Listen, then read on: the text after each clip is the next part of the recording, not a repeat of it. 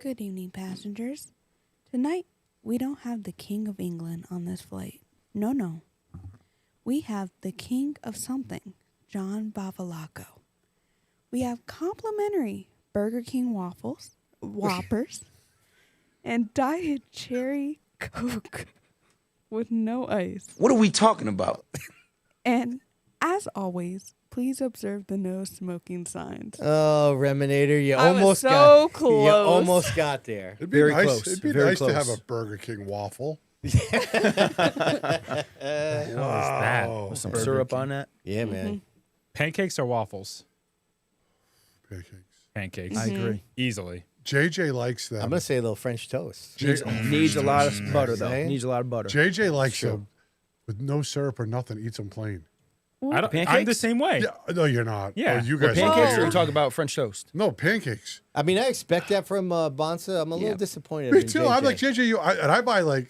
I buy some expensive syrup Yeah, sometimes. the I real think. stuff. This is Yeah. why Yes. JJ's the best. Right. And she's like, she don't want no syrup. I really do expect that from Bonza though. Seriously. Yeah, right? Come anybody from expects Stafford. that. I really expect that. It's first class, you know? Yeah, I can tell. No, JJ's smart. And I'm sure she says no syrup with the utmost sass, too. She does. Yes. Yep. I believe that. Waffles are overrated. Are they? Yeah. I don't think Listen, so, bro. I try to make pancakes. Like I'm like we make breakfast on Sunday, Yeah. and I don't know why I screw up pancakes so bad. Even when I read the instructions on the side of the biscuit box, Yeah. I still screw it up. I never screw Wow, it you up. You set up a race car but can't make pancakes? It's unbelievable. I make a hell of a grilled cheese. Hell yeah. Now, do you use butter or mayonnaise on the bread when you do the grilled cheese? Oh, I use the cheapest butter I can find. Like I can't believe Salt it's not it or butter. non-salted? Listen, I don't even like mayonnaise as a You put condiment. mayo on your Do grill? yourself I've a never had it. favor and spread a little mayonnaise on when the you bread. toast it or Yeah. after you. No, when you do a grilled cheese, you usually put butter on there, right? You- And put it in the pan. Spread a thin layer of mayonnaise. Really? You'll Yeah. never go back. Seriously? Not even Does lying. it brown up? Oh yeah. I'll pass on that. No. Yeah, I'm Listen, good. I don't. I'm really going to pass John, on that. I don't even like mayonnaise, but I Me kept neither. seeing reels about it, and Yeah. so I tried it. Slamming. The goldenness of it's unbelievable. Are you making us I'm some telling you. grilled cheeses with I'm mayonnaise after gonna this? try it. You know what I Sid's did gonna last make week? a- I can see it. I made Sid's my making grilled tea, cheese. grilled cheese buffet? Yeah, we could do like that.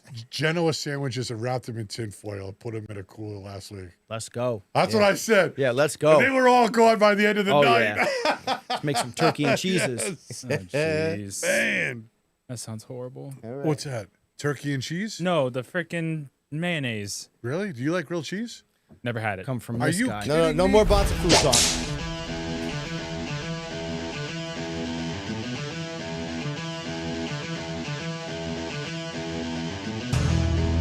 Well, let's start the insanity.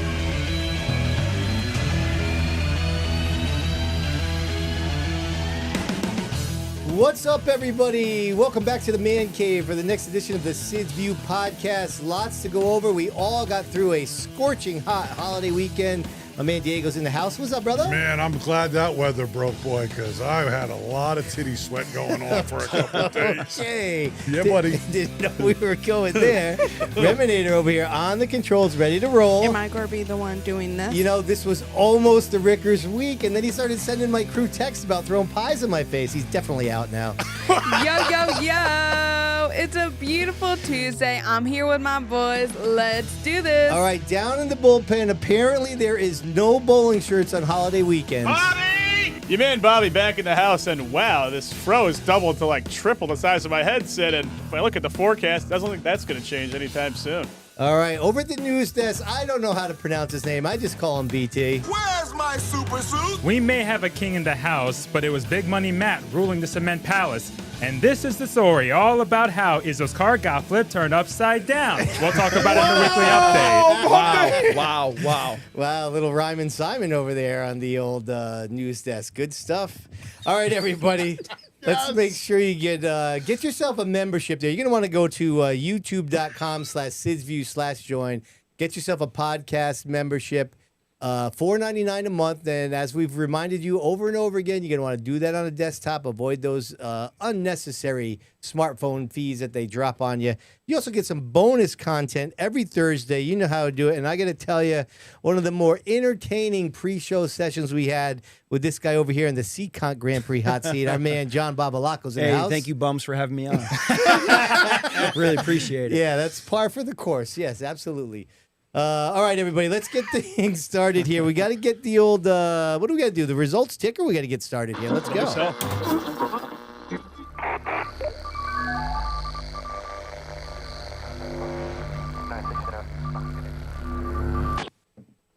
All right, you know how we do it. The corner's always hooking us up here with the old top 5 in the results throughout the region. And listen, down at the old bullpen, let's get another look over there with the old chalkboard chatter.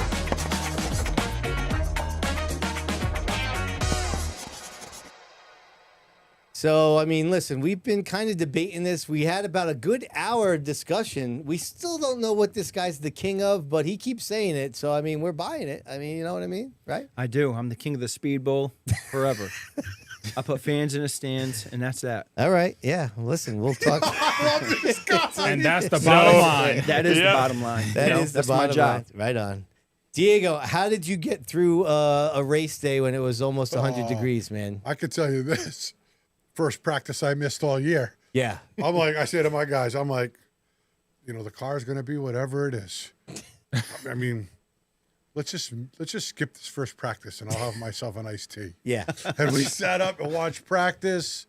And, Yeah. But it was a scorcher, bro. Yeah. I mean, we tested Wednesday because we haven't been great. That was a small sample of what the weekend was going to be like. Yep. Friday it was really hot at Stafford. Yeah. And then Saturday, man, it was like, I thought thunderstorms were coming, then they were going to go away. It was like Florida hot. Yeah. You almost want those thunderstorms to come because they'll cool it off a little bit. And but- it did. Yeah. But, yeah, man, it was hot. I was happy to get through it. We had a great night, obviously, like we're going to find out. Yeah. But, yeah, man, it's a lot for me. Bonssa, how were you there in the old, in between the VIPs in the turn 4 there? Hot. It was hot. It wasn't that bad. I mean, I had my share of sunscreen and I was good to go, and it was a good tan for me, so that helped. But What? Tan. yeah. Anyways, moving on. What are we talking about? Right. How much darker you got to get? There's always more where that came from. Okay. But no, it was really hot, but you just got to keep hydrating, and that's what I did. The heat never does get to me though. Like some people it does, and I mean, each person's different, but it wasn't that big of a deal for me. And I kept moving. I think moving around actually made me cool down more. Yeah. So being up in turn 4 with the sun literally shining at my face was actually more difficult than walking through the pits. But overall, once the sun set, which was fairly decent hour, it was fine.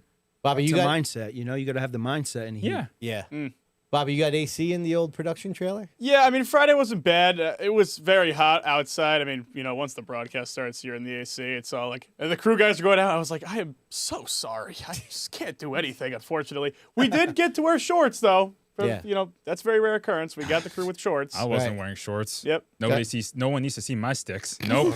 No, we tried to get him to wear spandex. It didn't work. I mean, I was really I got to hoping. tell you something. They're going to call them sticks at Stafford. We went on vacation this week, so we worked a little OT on Friday. I just got to give you this. Yeah. So there was 2 of us working in my shop. We have big ovens, Oh yeah. right? Yep. It was so hot in there. So we're just working away. Me and my lead Your printer. shop's hot, Hot. when it's like On a 70 regular out. day. On a regular day. At my shop on Friday, you would walk outside and you almost felt like you were walking into AC.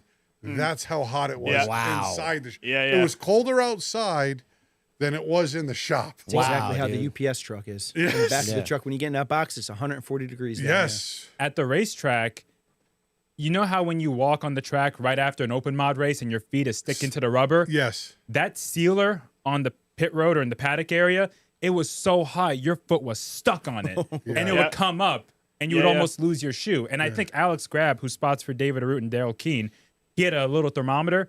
The paddock road temperature was like 125 degrees. Yeah. Cook No, a steak on that. Fence line makes a good point. I mean, the temperature was one thing, but the bug activity. Yeah, This was when I really was like, oh, they're out now. I It mean, I wasn't opened the that porta potty door, and there was a black wasp, probably about as long as like the top of a soda can, that just came flying out of me. I can't even lie, I screamed pretty loud.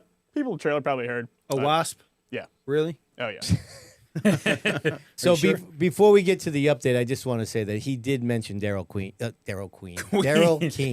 Everybody call him delicious. I just want to get that out.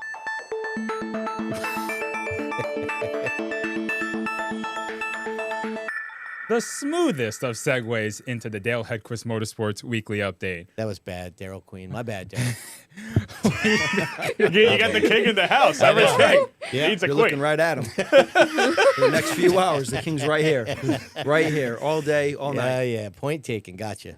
We'll go to Seekonk Speedway. They raced last Wednesday. In the Grand Estate Pro Stock Series, Joey Pole fended off Seekonk regular David Darling to get the victory in the series' first trip back to the Cement Palace in 7 years. Yeah, all right. Legend Cars, Isaiah Newcomb held off Josh Parsons in the caution-free 35-lap feature to claim the $2,000 winning prize. Diego, over to you. How do you feel about that? I was pissed. And I'm like, well, Rowdy didn't show up today. Yeah, that was Oh, a bad dang. job. You know what I mean? I was Finished like, 8th. yeah, and I keep looking at, and I go right back and I look to Race Monitor, and I'm like, what the hell happened? I don't know. He's been like undefeated there. All but Right. one event leading up to that race. Till you yeah. pick him. And in the one event, his car didn't start or something happened. Yeah, right. Whatever. Remy? Did you watch the race at all? Me. Yeah. How could I? I mean, it was pretty entertaining. Was it on flow? No, it was. Just No. the tour race. The was. tour race was. Yeah, I didn't see it. I'm It sorry. was pretty entertaining. Was it on Saturday? No, No, Wednesday. it was on- Oh. Yeah, go ahead. Here. Play the clip. They come 3 wide off the corner. Oh, man, you can tell already. This is sportsman style racing. Holy. This is beyond sportsman. There's Rowdy up top. What the hell? 4 wide, down into 3 and 4. Listen, Look at Newcomb's Burns been work legit that there third all year, groove though. off Yeah. of 4, Yeah.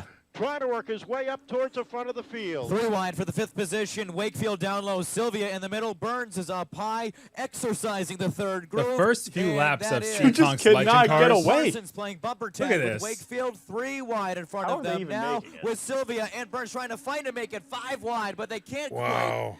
get it there. They back good off move the by throttle, Rowdy right and there. Yeah, it Newcomb, was. While all This that is is good going racing on, right has here. found Inventing his new way on apexes. the rest of the field. Now, Isaiah Newcomb pulled away by a lot Yeah, he because looked- of all that He battling. looked checked out. But Parsons was catching him. Really? And he tried a couple times to get the lead, but just couldn't do it. And that was Newcomb's first win this season. Yeah, but Newcomb's pretty badass. he's always fast in a he- legend car. His SK Light, he was a threat. Yeah, at Waterford. Oh, yeah, they've been real good. I think he won a 604 Thompson once upon a time, too. Yeah. Yep, he did. Yep. Now we go to the NASCAR Whelen Modified Tour, where Matt Hirschman took the lead on the race's final restart en route to his first checkered flag of the season. The win marks 4 straight years where Hirschman has won at Seekonk on the tour. Dude, and we were all down on him. I mean, I was like, oh, he's not going to, I'm weighing the pick 'em options out. No. Surely not with his season. Well, it's funny that you say that you were down on him. What a perfect time to revisit one of our favorite segments. Oh.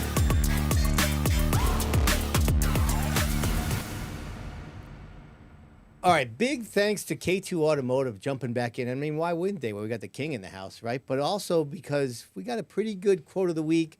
I mean, Matt Hirschman had a little verbiage for some of the naysayers here in the last year or so, right? Go ahead. I can read any of that stuff, and people want to start doubting me or think I can't win because it's a different brand of tire or it's a different series or whatever. And I shut all them people up for so many years that it doesn't bother me anymore. I should have freaking known. That's Hirschman in I a should've nutshell. known. Right, Yeah. right. He was back to how he normally was at Seekonk. But you could see how happy he was. Like, you Yeah. know, Oh, yeah. I almost feel like for a while, it was almost like not fun to watch him race or Yeah. watch him win. I guess Remy didn't want to hear what you had to say. Yeah. Yeah. I don't blame her. You got redacted. Yeah, and so the Speedbowl win and then this win, Yeah. it's like it's almost like he has a new Yeah. appreciation for winning again because he went through this tough streak that I don't think he's been through. in a long Yeah, time. not since I've been watching. Well, I'm like, when is Matt Hirschman getting lapped at a race? Especially at Seekonk. Well, you know what I mean? So for him to win at the bowl, then to back that up and come right back on the tour, you could see almost his face glowing like it's just such a big relief. And who would ever be thinking that we would be saying that about big money? Yep. Right. You know what I mean? Even the best drivers have their little lull periods. Yeah. So Listen, just because you can't win in a few weeks doesn't mean you're still not money Oh, Matt. man, yeah. You know what I mean? Yeah. But he hasn't been winning all season. Yeah, but you know, he has not been. He's never been a dominant force on the NASCAR Modified Tour, which is what his Been a lot of primary. development. This is really maybe one of the, at least in recent years, that it's been his primary focus. Yeah. Right. The Speedbowl was his first Monaco race of the year. Yep. And so it's a little bit a change of pace, I should say, in his selection of what he's been racing. But so to me, it is a little bit strange, but he's also chosen to focus on a series where he's been less dominant than when he's doing ROC and Monaco stuff. You know what I mean? So, but yeah, there's no doubt. I mean, he's still money, Matt. So it's surprising, but not really not that surprising, right? Yeah. On to New London Waterford Speedbowl for Thursday Night Thunder. In the Super X cars, Norm Sears took the lead early and never looked back, scoring the victory. Good for him. Yeah, man, Yeah. Norm's a good guy. Always Yeah, good he to see is. him win. Legend cars, Jacob Burns went unchallenged to earn back-to-back wins. Sometimes you just got to know when you're going to pick him. You know what I'm saying? Thanks for telling me. I'm Sid. just telling You're you. off a week. All right. I know. In the X cars, Christian Herman got it done again, pulling away for his third checkered flag in the last 4 races. Yeah, I mean, listen, the X cars, listen, the Hermans, they're at the top of their game. It just bums me out that the division is it's shrinking. You know what I mean? Shrinking. It's got 9 cars. That's a bummer. In the Bandoleros, Ryder Aguiar was able to hang on for his second consecutive victory. Classic. Listen, all the WWE names are coming down to the bowl here, huh? that's great. Aguiar, the Dibb brothers, Landenheim, they're all there. Yep. Now we go to Oxford Plains Speedway on a Thursday. The Pro All-Star Series had their Celebration of America 300, and DJ Shaw came alive in the closing laps, passing Gabe Brown on the outside to take the win. You would have been proud of him because I was glued to the race monitor. Of course, I picked Gabe Brown. He led a majority of that race. Yeah. And I got distracted. I was actually updating stuff for the podcast, and what was it, Thursday night? So I was probably updating the Speedbowl results. And I had it on race monitor. I'm like, oh, I'm in good shape, sweet. And then I look over, and there's nothing like when that race monitor's all white. Oh, yeah. And your guy's not at top. I'm like, damn it, what the hell happened? Yeah. Well, DJ was, I think, 4th with around 20 to go and just turned up the wick. Yeah. And got It's by unbelievable. Cole Roby, Alexander Tardif, and Garrett Gabe Hall. Brown. Oh, yeah, Gabe Brown. Yeah, for the lead. So, I mean, he passed some heavy hitters. I mean, he pretty much is Dale Shaw race cars. Yeah. Yeah. And they're dominant on those series. Well, Gabe- both those guys are, right? yes. DJ Shaw and Gabe Gabe Brown. Yeah. has a Shaw car. Yep. Continuing the Dale Hold on, real quick. Just to reiterate here, so 29 cars at that race, the Past Wow. North race, and that's a 300 lap race. That's one of the biggest ones on their good schedule. stuff. Yeah, so we've What seen night was that on? that was Thursday. Oh, it was a little toasty, too. Yeah, so it seems to be that's their July 4th, their annual race, and they've had some races with not so great car counts. So it was good to see them with a chock full field there, 29 cars. Paid $15,000 to win. Yeah, that's a pretty nice awesome. payday. Yeah, it is, right? Continuing the Dale Hedquist Motorsports Weekly Update, we go to Stafford Speedway on Friday. In the first street stock feature, resuming their June 12th race on lap 9 of 20, Ryan Waterman lost the lead, then got it back from Jason Raymond with a few laps to go to seal another win. They put on a hell of a show. Yeah, impressive by Raymond to. He pissed me off all night. What? Ooh, Raymond? Yes. Why? Because he's supposed to win. Yeah, well. And he was in the catbird seat to win. Mm-hmm. And I wanted him to win. Listen, I'm going to say this real quick. Ryan Waterman may go down as one of the greatest streeters, racers. May go down. I mean, there was a lot of good streeter racers before your time. Hold on. Before you get too far, because Remy's got the clip of the restart that we're talking my about. bad. Yeah, so let's go. By all means. Green flag is out. Waterman by a nose. What a There's start. 3 wide This to was the a bottom great of move turn by one. Raymond. It really was. It was a lot of work to do it. He got into him, banged him right there. Very clean to me. Yeah, he got it. And he fought hard for the win. Watch Gleason. Gleason's trying to take second, gets loose. Oh, yeah. I thought right there, if Waterman can get in line, he's going to try and get Raymond back. Yeah. I thought Raymond, Yeah, he would've set it Raymond up. needed Gleason to get by. No doubt. Gleason just got in there too hard. Yeah. He had brake issues. He does give him a bump as they One come off bump, the turn. It didn't shake doesn't him. seem to Yeah. rattle He's gonna get a couple Jason more Raymond in. down the back straight away. I mean, that's a lot to ask Waterman bumping you. And he'll bump you. And he knows exactly how to bump you. Listen, this is where he lost the race right here. Yep. As soon as he does this, you lose the race right there. You Right. go into 1-0. Look at Waterman. Bang. Here I thought he was.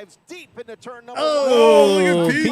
PJ throwing it in hard. And more contact between the two. Man. Waterman went way up the track, tried to come down, And that's Raymond all was she there. wrote. Yeah, Yeah. you would have had to Waterman way is able to overdrive it hold right on to here. the lead.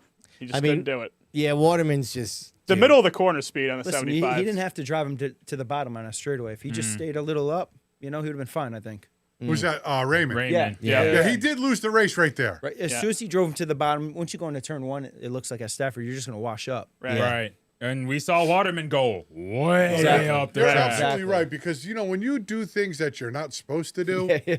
it almost never works out. I mean, it's easy for us to say that, right? Yeah. Watching it, but he called it right. Like, as soon as that happened, It's over. It's It's game over. over. Yeah.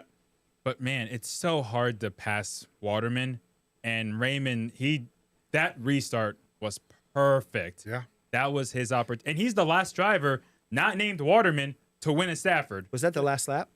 That was coming to 2 to go. Oh, Two to coming go. to Yeah. go? Yeah. Okay. towards Yeah. the end. Yep. Yeah, All right. that 75, the middle of the corner speed in that car is just completely unmatched. I mean, He's- lap after lap, you watch, especially from the turn 3 cam, that is where he'll again have a car length there, and no one else can do it. He's just good all around. He can drive Yep. in deeper than anybody. He keeps that car locked on the white line coming off the corner and gets a straight exit.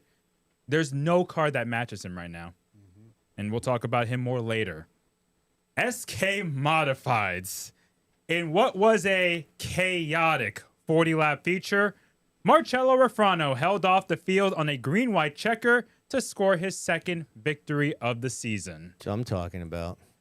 Yeah, Andy gave you a shout out. I didn't appreciate Damn that. straight. Well, listen, I told him, listen, if you win, shove it They're right actually up. reaching out to people. I said, You shove must it be right his up. biggest fan. Shove it up right up Diego's ass in victory lane.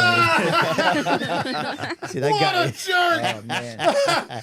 Oh, you guys love it. Yeah, that's right. Before we get to the videos, can I just say, John Pulio, that was a hell of a comeback for him because Oh, yeah. halfway through the race, he was on 7 cylinders because, Listen, that kid's good. yeah, his He spark is plug, good. his Yeah. spark plug He's- wire came undone in the middle of the not- race. He's nasty. Yeah, if he had a couple more How laps, does he might have had how a does shot. his car stay so clean every week? Yeah. Every He- week. He's generally pretty good at Well, avoiding trouble. he lucked out, right? Because The Prucker incident. Yeah, that gave him the caution Yeah. to fix that issue and stay Yes. on the lead Yeah, lap, he right? drove right to the pit lane, Yeah. as Bonssa called That it. was perfect. I just, Ed Pulio works really hard. Yeah. And everybody in that division does. It's so competitive. And I know Vinny Beetle and Mr. Reuter is giving him all the tools he needs. And JP Still got to drive it. Yeah. got to Down to drive the it. night. right. And he gets it done. I mean, you seen him marching through the field? I'm Yeah. like, this cat's in 6th, 4th, yeah. Yeah. 3rd. Oh, don't Yeah. give him a restart. No. Right. Don't give him a restart right now because he might actually pull off a miracle right here. Mm-hmm. Yeah. Go ahead, Rems. I mean, let's talk about the biggest wreck of the night, shall we? All right. Biggest wreck in the past 5 years, practically. Tano would make some magic in the outside lane. Pearl is on the bottom. That is 3 rows back. Oh, trouble! Trouble! Couple of cars into the outside wall and Whoa. one car up and over. Dylan Izzo upside down, Damn. front straightaway, and they'll put the red flag out immediately. Speed shot. Wow. Josh Zentek, This is Kurt an Rader, incredible David shot. Arute, Todd Oh. Owen, all involved in this Yeah, they can't wild open it, that incident roof here on the almost on front the straightaway 76. that has Izzo on his roof. All right. Well, Diego, what do you think? Thoughts? You guys ain't going to like what I got to say. Go ahead. I think Josh Zentek, everybody's killing him online. Yeah. They are. And I don't, if you go back and watch those cars, I don't care if Zentek's not running up front. He was only I mean, if you watch the wreck, I kept replaying it, and I see Izzo turn sideways into the fence there, and it's literally, you probably count 1,000, 2 1,000, and he gets hit. Right. I mean, those things, everything happening so fast. It's so easy for every keyboard warrior to sit in the stands and go, oh, who is his spotter? Like, this dude don't have feelings. Like, you think that's what he wanted to do? Right. First off, if you have feelings, then you shouldn't be racing. I'm just saying, like, you know what I mean? The dude's putting his car together. He don't want to wreck his car either. No. Right. You know what I mean? It's very unfortunate what happened. I feel bad, and I might catch some flack for this, but there's nobody sticking up for Zentek. You think he wanted that to happen? No. He definitely didn't want that. Stuff happened so fast. There was, I mean, I just rewatched it again as we played that, and it was only like within I counted 1,000, 2 1,000, and he was there. I mean, what else is he going to do? It's interesting you say that. I mean, because Keeter's in here saying watch the in-car, and I've heard a couple people say it. Again, I've never driven, so, but like Bonssa and I were talking about the in-car footage, and I was like, do you think it helped him? And he bounced it back to me, and I'm like, I don't know. Like, I kept watching it, but I didn't see him, like, to me, it didn't look like he lifted, but it didn't look like he was on throttle too late either. Like, yeah, it wasn't a Hail Mary. I mean, he's catching a lot of flack. And I thought he had tunnel vision. He was just looking straight. Yeah. Yeah. Well, you know, maybe those if his cars, spotter, though, maybe if his spotter was, telling him to slow down, but I think he just had tunnel vision. He was locked in on that start. The only reference that I really would have is other cars that are around him when the wreck starts, and they either What are about the all car on in the it. bottom that came to No, a but the stop? cars behind him were, well out of being in the wreck. I mean, he's, I guess, the last car that got in the wreck. So, I've raced of every division. Can we watch it again? Every I don't see every why not. time those modifieds, it seems like forever. Things happen so very fast, and it's like you have a split second, and if you make the wrong decision when you should be making the right decision, it's over. It's over that fast, and you just got to deal with whatever consequences. I will say this, like, Zentek, he clipped the back of Morrison's car, which got his car airborne. And once you get airborne, it's like going the to be brakes. really hard to slow down. Right. And so he got a little airborne and then really got airborne when he got over David's back end. Yeah. And at that point, he had no chance. Now, for my view in turn 4, I had no idea Izzo even flipped because all I could see was this purple 8 car taking off like a space shuttle. Yeah. But then I heard the call from Kyle. I'm like, did Izzo really just go upside down from getting hit that hard? I've never seen a wreck like that before. I remember watching it. Yeah, I was like, whoa. And like Kurt Brainer's car was dented up on the roof too. Yeah, we got the. This is the in car that Josh posted on his. Put it on my screen there, Reminator.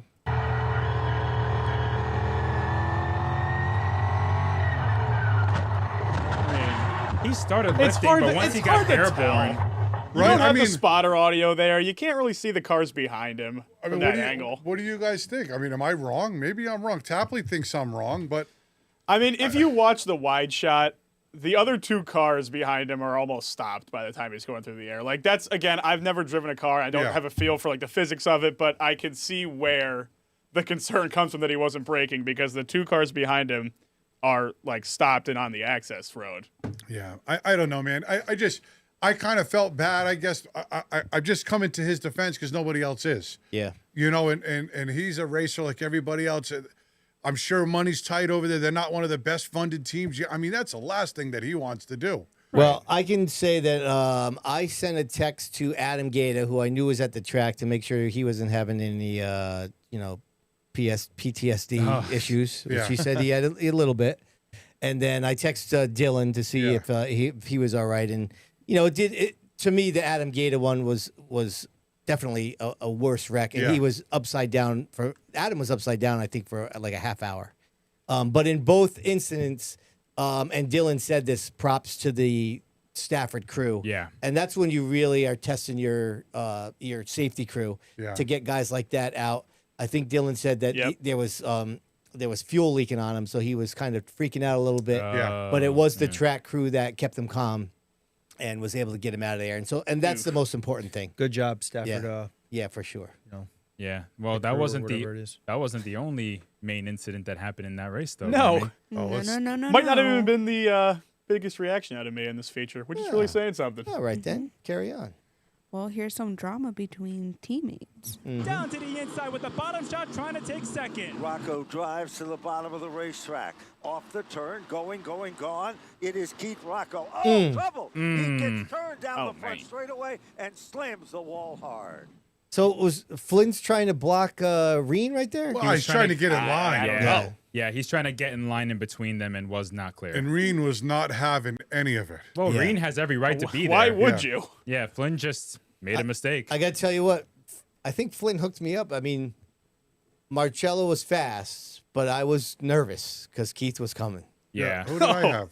I don't know. Keith. That's not our job. You gonna mail him a thank you note? But you know, the thing is Little Christmas card. did you see Keith drive away like nothing even happened? That was wild. Like, I've never seen somebody get turned into the fence. Yeah. Let's just drive away like the car's perfect. I mean, what the hell? I mean, the sparks made it look dramatic, but like it was that kind was of a lazy dramatic. hit. It looked like he hit hard. Right. That was dramatic. He got right hooked going full into throttle. turn one. Full No, throttle. I agree, but he Full didn't throttle. hit the wall with the most aggressive. Like it's like he Doesn't came to a matter. dead He was stop. still full throttle going into one. I was like, drove off like He just nothing. drove. I'm like, what the hell just happened? And he tried arguing his spot after the caution flag came out. He's like, deuces. Yeah. Right? Listen, Mikey made a mistake, and the last thing he wants to do out of all people to spin out is Rocco. Yeah. And that's a bummer because Flynn was running on the podium, got black flagged for it, so he had to go to the rear. And Keith looked like had a car that could fight Rafrano for the win. Yeah, he wanted to be back It looked up like an there. honest mistake. Yeah, no, it was. It was. Yeah, he's just hoping there, right? He's trying to force the issue. Yeah. And he's hoping Reen will give him a break. Yeah. You know, he was looking in the mirror when he was turning left. Well, I'm to get sure behind him. He Spada like, was like, get down. Right. He's just trying, because they're lined up behind him. Yeah. Julio, Yep. they're all there. You're about to get freight train. Well, it was such an aggressive straightaway move. I almost had to go back and watch. I was like, did something happen that I missed? But like, even if there was, Mikey's not one to clean guys out in the straightaway like that. Like that would have been crazy, even if he was pissed. Especially the guy that's setting up his car. Exactly. Right. Yeah. Well, penalties were handed out following Friday's SK Modified feature. Okay.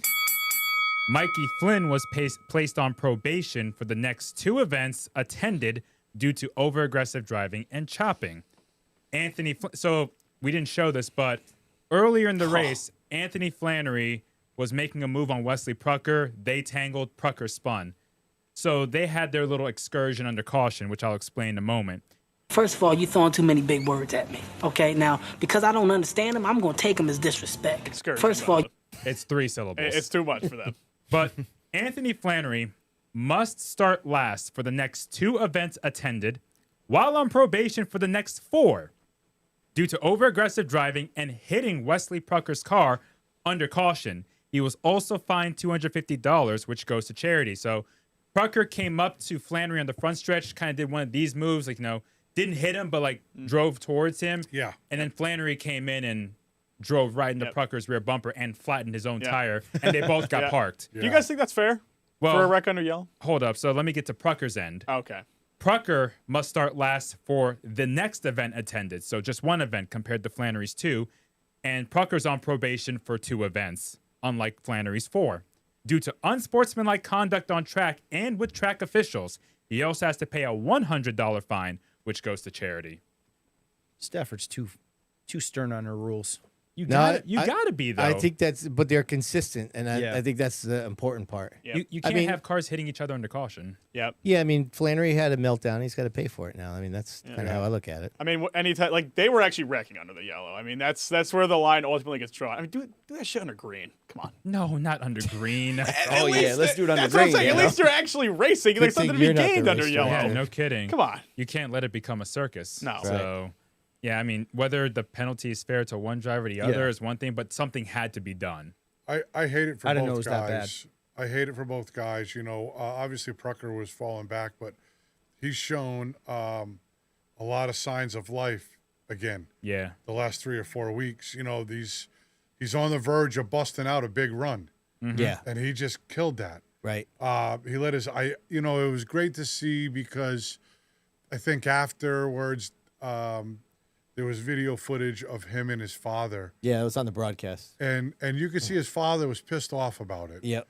And Wesley He was pissed off. He was pissed off Yeah. sticking up for himself. And that's just pure passion there. Yeah. 100%. And I know the father is thinking probably like, damn it, man, we're close. And on the other side of things, Anthony Flannery has always been a good friend of mine, and it's no secret that he hasn't had the success at Stafford that he has at the Bowl. Right. But he also, over the past 2 or 3 weeks, there's been a lot of glimpse of real fast race cars. They just can't put it together for the whole race. But I'm going to be honest. I think Anthony, I know his success hasn't, but once they get it, I think he is a top-tier driver. That's just my opinion. Mm-hmm. Whether it's late models, legends, he's always kicked ass in all of them. Stafford's been a small struggle, and they're getting close. It just sucks for both of them because they both need good finishes. Right. Yep. You know, and starting dead last at an SK race. But here's the thing. Man, you might as well almost not go. Yeah, but the field on Friday. Look, I'm not in the heat of the moment. I'm not a driver. But to me, it's like, you know, the field got thinned out from that big wreck. Yeah. So even if you have to go to the back, there's still a chance to salvage at least the top 10 from that race. Right. What I think happens there, because I've been behind the seat once or twice, and maybe maybe the king can attest to this. When you're struggling, like, you know, Wesley and them, they need a great run. Flannery needs a great run. Yeah. Yep. And when you're struggling and you're in the back and you wreck each other, you just get really pissed off. Right. Right. And that's just what happened. You know, it's the best of them, and they both did something that they probably shouldn't have done because they've been just frustrated as all hell. Yeah. And they both decided to take it out on each other. Well, hopefully they can cool off for these next few weeks. Well, they have to. They're on probation. There's no margin for error now. Late models. Defending champion Paul Verrecchio Jr. went wire to wire to get his first win in just over a year, which is hard to believe it's been that long. Yeah, it's good to see He him won a back in the- championship too, right? Last year. He's defending champ. Yep. He won 3 times, but it had been since May last year since he won. Good for him. Good for Yeah, him. he needed that. I enjoy him. Yeah, he's a character. He's He's awesome. funny. He's a funny. character. I mean, he's not quite like the character No. we have in the house. Nobody is. No, you're one of Nobody one. is. Yeah. Nobody's like me. But yeah, no, good for him. In the SK Light Modifieds, Nick Anglace remained dominant as he goes back-to-back for the second time in 2026. 5 wins on the year. Yeah, man, he's on a mission. Yeah. He's rolling. Yep. He is rolling Yep. in that car. Car's obviously great, but his car control is also, I would say, a step beyond the rest of the field. The way he can run the outside lane there is just unbelievable. You know, He's turning it up. He's turning it up, you know? Yeah. He drives with the utmost confidence. So like have to. Like Yeah. Waterman, he has 5 wins. So and he put the post on there. The motor came back and it's all. You know, my analogy to He him loves is to flaunt it. Yeah. It's like Rowdy Burns with the Legend Boys and girls, right? When you're confident, like Anglace goes in on 3-week-old tires, feeling like I should win. He made a comment, "Oh, we were second quick in practice. I wasn't even worried about it." Mm-hmm. Right? You know, like he is at that level in that division where he almost feels like there is nobody in there good enough to beat him, and he races like that. I don't care if it's 3 wide on the top or the bottom. He's just going for it. Yeah. It does not matter. He races like he's the hunter all the time. Oh, He yeah. does. Yeah. And He it's, never acts like the hunter. That's right. You always got to keep Right. your foot on the gas. When you Right. act like you're the hunter, your confidence No, is and- up here. And That's by up acting here. like that, now everyone else almost Yeah. does act like the hunter You because, have like, to. he is now the hunter. Always, Yeah. you're like, oh, here comes the 10. Oh, we're screwed now. I'm telling you, once you're that high, when you're the hunter, it feels great. And you know what happens when you're racing at that level of confidence with your car, the wrecks just seem to happen behind you all the time. Yep. You know, because you're always moving forward. That the guys that are floundering a little are the ones that are wrecking, Yep. and you're always driving away from those cars. Right. And that's what's happening with him. He's never tied up in any of those wrecks. Nope. I mean, I don't mean to jinx him right now, but he's always moving forward. Mm-hmm. And it's just fun to watch, and it's great for their team with obviously their big sponsor. It's like Covey a couple years ago. That's Yeah. right. Yeah. Or You know, Waterman he was- yeah, in he the was streeters rolling, this yeah. year. Yeah. Or Good. Tyler Chapman a few years ago when he won Exactly. 10 times. Good job by Amanda finishing second. Yeah, she had a good run. In the limited late models, Matt Clement checked out right off the bat to end a winless drought that goes back to March of 2025. Yeah, that's a long time, man. Yeah. Our boy there, Clemente. Yeah, it's Right. been Well a done. long time. And right? a long struggle. Yeah, it's a crazy one, too. I remember at the beginning of last year, we were like, is anybody else besides this guy going to win a race? And then like that, it was just over. So blink it's of definitely an eye. great to see that phase back in that Victory division Lane. has really, really stepped it up. Oh, yeah. I enjoy watching that division now, very much so. Well, there was a little controversy in that race. Yeah, you'll see the in-car of Dave Secor spinning out Jesse Hines. So here we go. Spinning out is a way to describe it. Oh, we got the in-car. Oh, man. Oh, no. I mean, You hate to see that. that's as hard as you could hit on a straightaway. Because of that wreck, Dave Secor Jr. has been suspended for the next completed event and must start last for the following 3 events he attends, and has been placed on probation for the next 4 events because of that right hook. Why would you do that? Yeah. That was a problem in the Limiteds last year. You know what would happen if he was on the Act Tour? He'd be gone for a while. Lifetime ban. Lifetime ban plus 1 day. Yeah. That was the best thing I seen on like, Facebook your that ass day. ain't coming back. Right. Don't even try it. I hope you read the comments too. I didn't read them all. They good? Oh, they were awesome. Yes. They were awesome. Did you chirp in? No, it's not Waterford. I stayed out. Smart man. All right, let's go to the Street Stock's second feature, their full 20-lap race they were scheduled to run. Ryan Waterman's reign of terror continued as he claimed his 5th straight victory. It's got to be defeating to be in that division. I mean, the double whammy 2 in one day. Like, what do you got to do? Yeah, seriously. And what about the week before? He stole one at Waterford. Yeah. That big money race at Waterford, right? To me, do you think the drivers are sad when he shows up or happy that he shows up? They're pissed off. They're pissed off. Because I would feel like, like our division, let's just say Palmer is it. Like, I just kind of want to beat Palmer. Yeah. So you like the competition. You're I like me. I want to beat the Palmer. I don't want a give me. Because your win will feel better. That's right. Yeah, and I felt that way all the years Keith dominated the SKs at the bowl. Right. Yep. Yeah. If you were able to grab a win, then it meant more. Yeah. And so I feel you've done your job when you beat a top guy like that. Yeah. You've done your job. You're so proud of yourself. Right. Right. Yeah, Warren was up there for a while, just could not hold off Waterman in the closing laps. Yeah, it's the same deal. Once the Waterman got by him, I was like, well, the 55, your options are to lose this race or just drive it way the hell off in there. All right, we'll have more on him later in the later segment. Let's go to Waterford on Saturday with the late model feature. Jason Palmer took the lead after a side-by-side battle with our esteemed co-host Diego Monahan. Oh, baby! Right before rain shortened the feature with 4 laps to go, giving Palmer the win. You just got to keep living, man. Livin. So, Diego, Yeah. you want to tell us what was going through your head during these laps? Let's check this out here. Diego trying to whip his way Oh, back. yeah. They're Oh, Look whip at his this. way, he says. What a beautiful car. Oh, yeah, look at this. Monahan on the high side. Man, this was a great battle. Prime Diego running outside. Prime Diego. oh, yeah. Look at that drive. Emma's like, come on, Dad. Don't give up, Dad. That's what she was saying on the radio. Oh, yeah. Come on, Dad. You can do this. I know you can do this, Dad. Off the corner. You know? At that time at the line, new leader was Diego Monahan. Oh, yeah, man. That's a nice. You can see that's the a nice weakness run right at it, there. too. Look at You're that. killing them center off. Look at that. All right, 5 to go at the line, and the race ended with 4 to go. Yeah. Watch this. It's raining right now, Yeah. mind you. Watch this. Turn 1. Diego, What the hell? Listen, I said to my brother, right? Help Yeah, that's enough. That's the end of the race right Watch there. coming off of 4. Watch him off of 4. Little loose coming off the corner there. So the problem is, I said to my brother, I'm the only jackass running the top of the track. Yeah. And it's raining, but I was really proud because it's something that we can do as a team. We're a small team, and I know everybody, but Emma does a great job. Almost got my first win, and that's how I want to do it. If I'm going to do it, I want to beat him. I got Ray Christian knocking on the door. Yeah. That's the way I want to win a race. And so I was super proud of our team that night. So what happened? The car get loose, or is it because of the rain? I really wasn't loose I was loose off a little bit, but I sailed it in there like I did every other lap. Yeah. It's hard, right? You could attest this.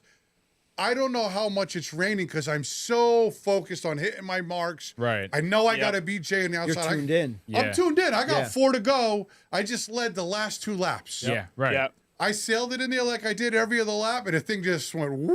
Uh-huh. And I said, "Oh shit!" And I grabbed the wheel and I pulled back down. And then when the yellow come out, I realized, oh my god, my windshield.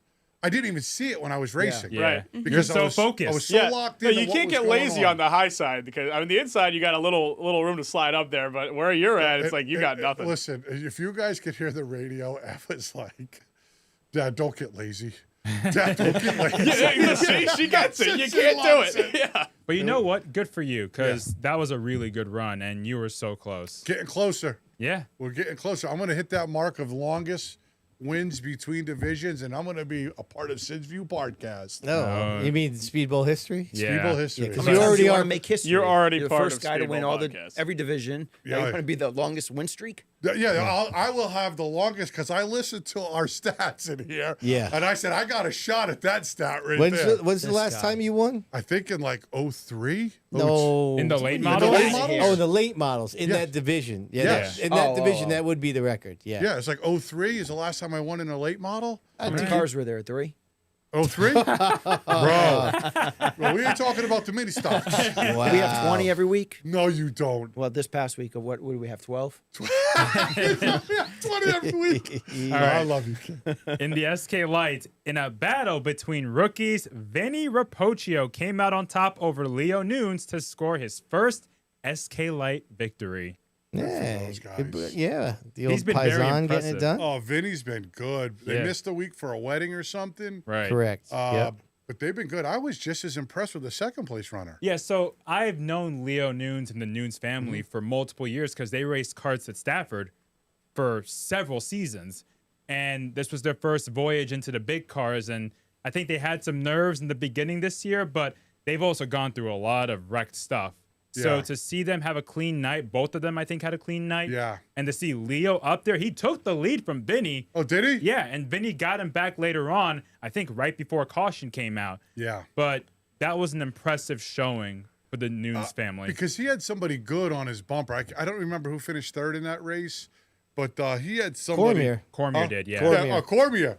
Like, listen, Cormier, don't take this the wrong way. You don't know what Cormier you're going to get, right? And if he could peek underneath you, it could end real bad for both of you, or it could end good. I don't know, because he's a heavy hitter. He is. And so when the definitely. 55 was maintained and just hitting his marks, I started watching him. I wanted to see if he would screw up, because that's a big moment for them. They've wrecked a lot of stuff. Yeah. They needed a good run. Right. And he delivered. No, I'm happy for those guys. Yeah, me too. Those guys, they work hard, and their dad Phil does too. Yeah. In the trucks, Ryan Lynham reigns supreme once again, winning for the 4th time in 6 races. Man, he's almost like Waterman. Yeah, a little bit. Yep. In the Crown Vics, Jack Emerson drove off to his 2nd victory in the last 3 features. All right. That pissed me off. Boo-hoo.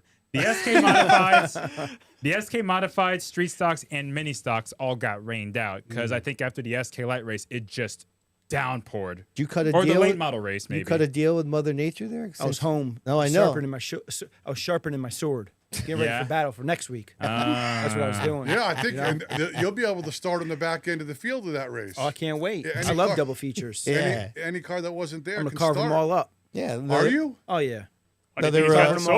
Another side-by-side second place finish. Good for you. Still a win in my eyes. I haven't lost yet. I love this guy. I haven't lost. All right, let's go to Monadnock Speedway. All right, then. The Modified Racing Series competed, and Ron Silk made an appearance, a rare appearance in the MRS, passing Matt Kimball late in the 100-lap race to take home the win.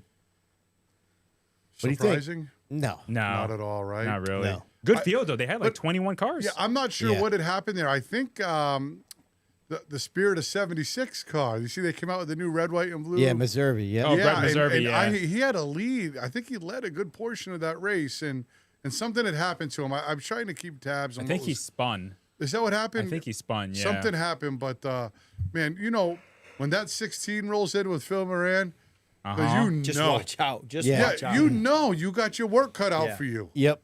But Matt Kimball's underrated, especially up there. He's always the top contender no matter who's in the event. Yeah, he is. Wiscasset Speedway on Saturday, the Pro Truck Challenge, man, English is hard. Happens. Randy Burr was victorious yet again, giving him 4 wins and a 4th place finish in 5 races this season. Yeah, he's pretty tough. It's man. the best he's run on that series. Yeah. You know, Tyler Chapman finished second, and I'm pretty sure Toby told me they'd never raced there before. Yeah. So that's pretty cool. Yeah, but Tyler is a wheelman. No, I mean, listen, obviously he's good, but whenever you go to a track Yeah. you've never seen before and you Right. come out second, that's That truck is just nasty. yeah. Mm-hmm. Yeah, they got thing's that thing dialed in. All the time. Yeah, no Yeah. matter what. Yeah, they've got a great truck there. But, one thing to point out is that Burr usually fields 2 trucks.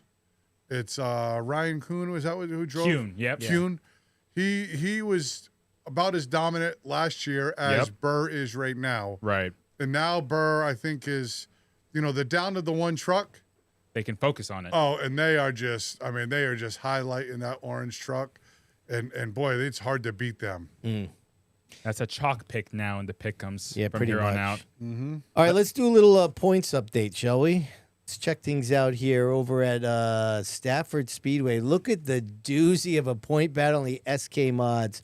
Wow. Tyler Chapman with a 4-point lead over Rocco, Todd Owen, and John Pulio. Mm-hmm. That's pretty excellent right there. Below them, Ian Glaze still with a killer lead in the SK Lights. Waterman's got a pretty solid lead over Jason Raymond in the Streeters. Yep.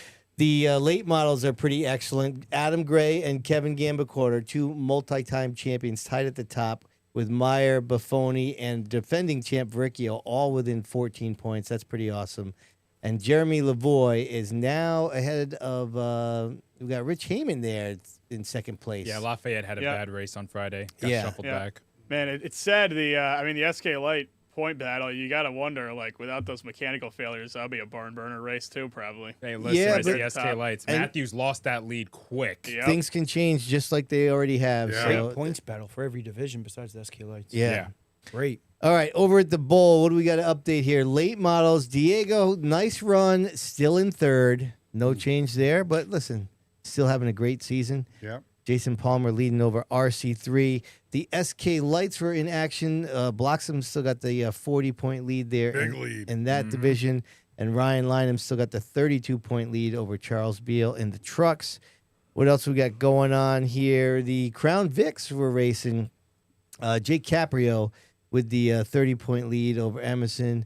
And I'm looking at the mini stocks, and it's a kingless top 5 is what I see there. Just pointing that out real quick for the viewers Thank at you. home. Appreciate that. Yeah, my man, I got you.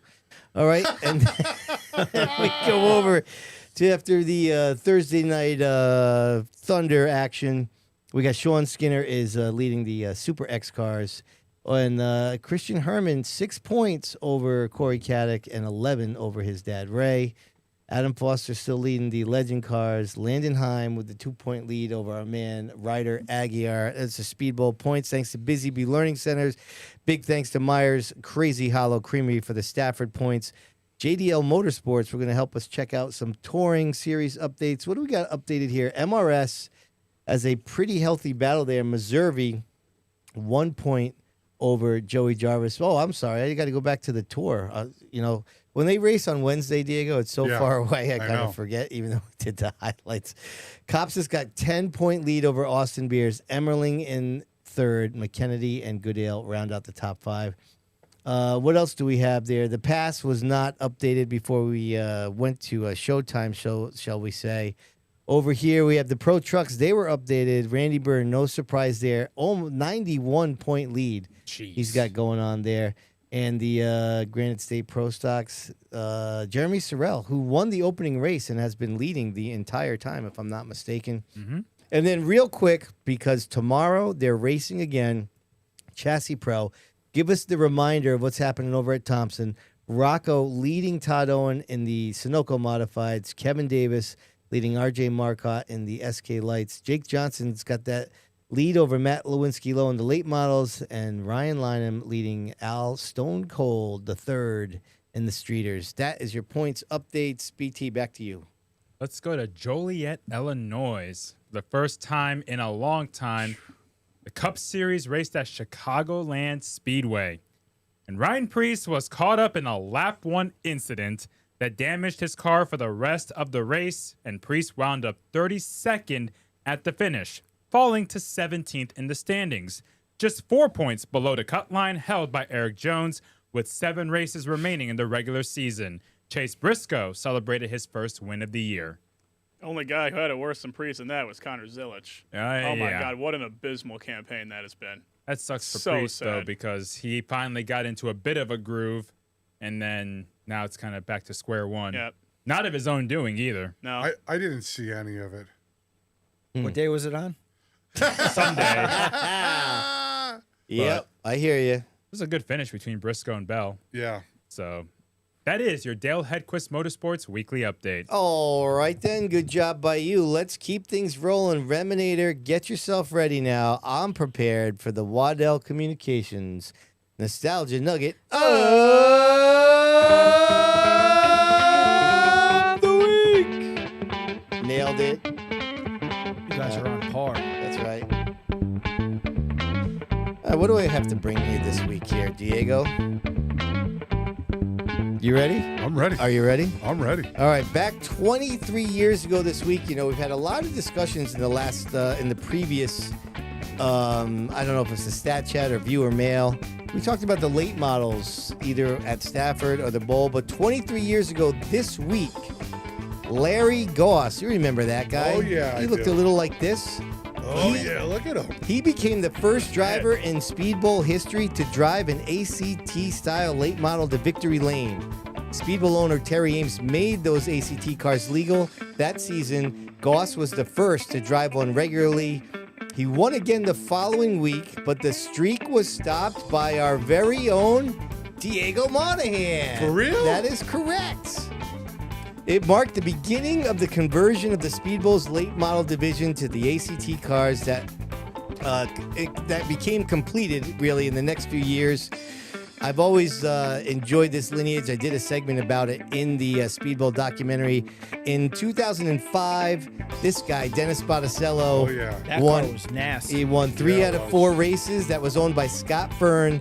Kind of turned some heads there of how dominant the ACT cars could be. The following year, 2006, after a year off from a successful mini stocks career, Timmy Jordan came as a rookie and won 7 times to win both the Rookie of the Year and the Late Model Championship. And then the following season, Bruce Thomas Jr. bought an ACT car and had the first of 3 dominant seasons where he won double digits and the track championship each year. 2007, he won 12 times. And by 2008, the entire division was made up of ACT cars, save for maybe our man Rich Durante, who still had the classic 77. But interesting note there, it was definitely a significant change in the evolution of the Speedbowl's second tier division, shall we say. Let's go down to the bullpen, keep the discussions going. Time for a little stat chat.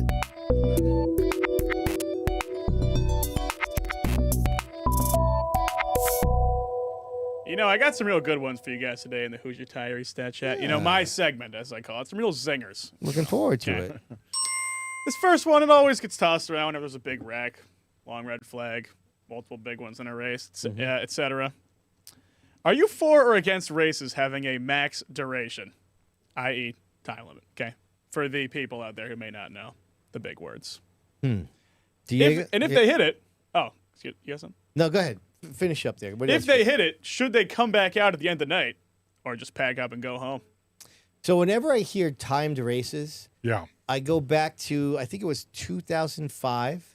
I was a regular at the time. My cousin was still racing minis. Yep.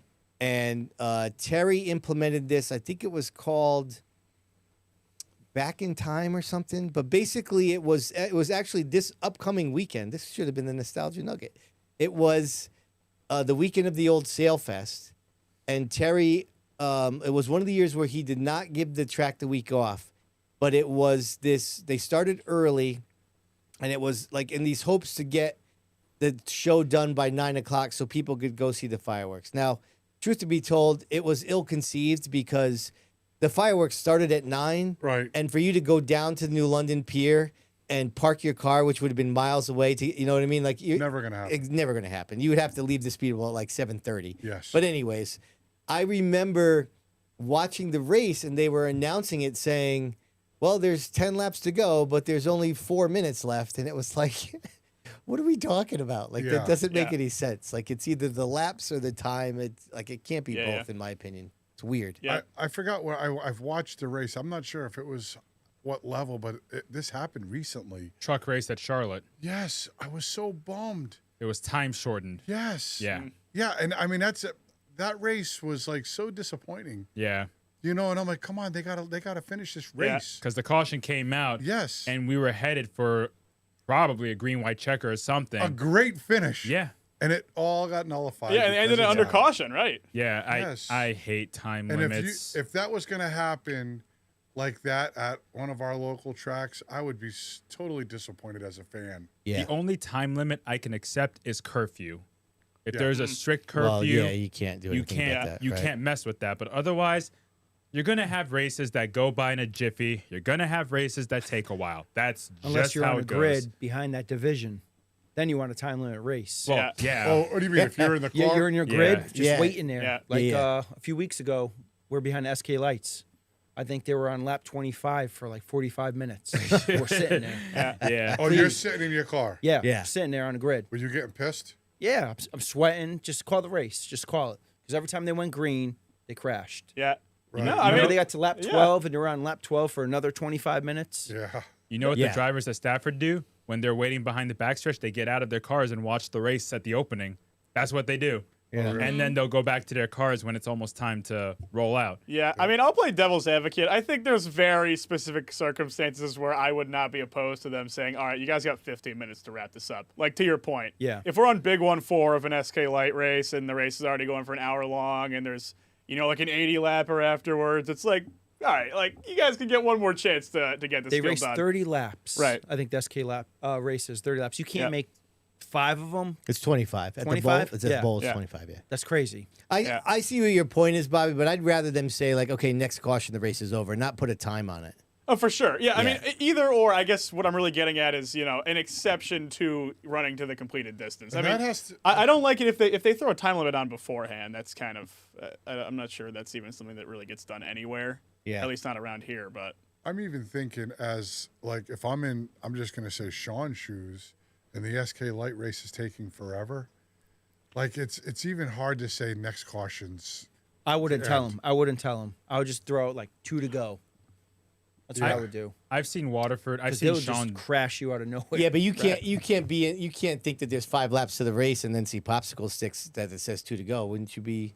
I don't know. The way that Yeah, I division guess. races, I don't think they even. I mean, how early is too being early honest with though? you. That's Oh, you another don't good even think they question. look? No, I don't. I really don't. I really think they don't look.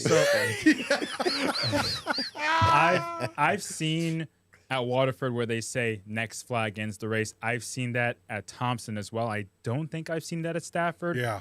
But at Thompson, there was an R&R street stock race, I think, where they said next flag ends the race because they wrecked so much. Yeah. That's about the only thing I've Right. seen. Not a time limit, Right. but Yeah. like next seen yellow, that tons yellow of flag, times. we're Yeah. done. Yeah, Do tons you of guys times. hate that though? Like, is that the worst thing ever? I mean, No, I mean, as a fan, sometimes it's like, yes, please, red checker this bitch. Yeah, Let's go. right. But it's Right. also awesome as a fan, seeing all Right. those cars crash. Yeah, Besides when you're on a grid. When you're on a grid, it's the worst.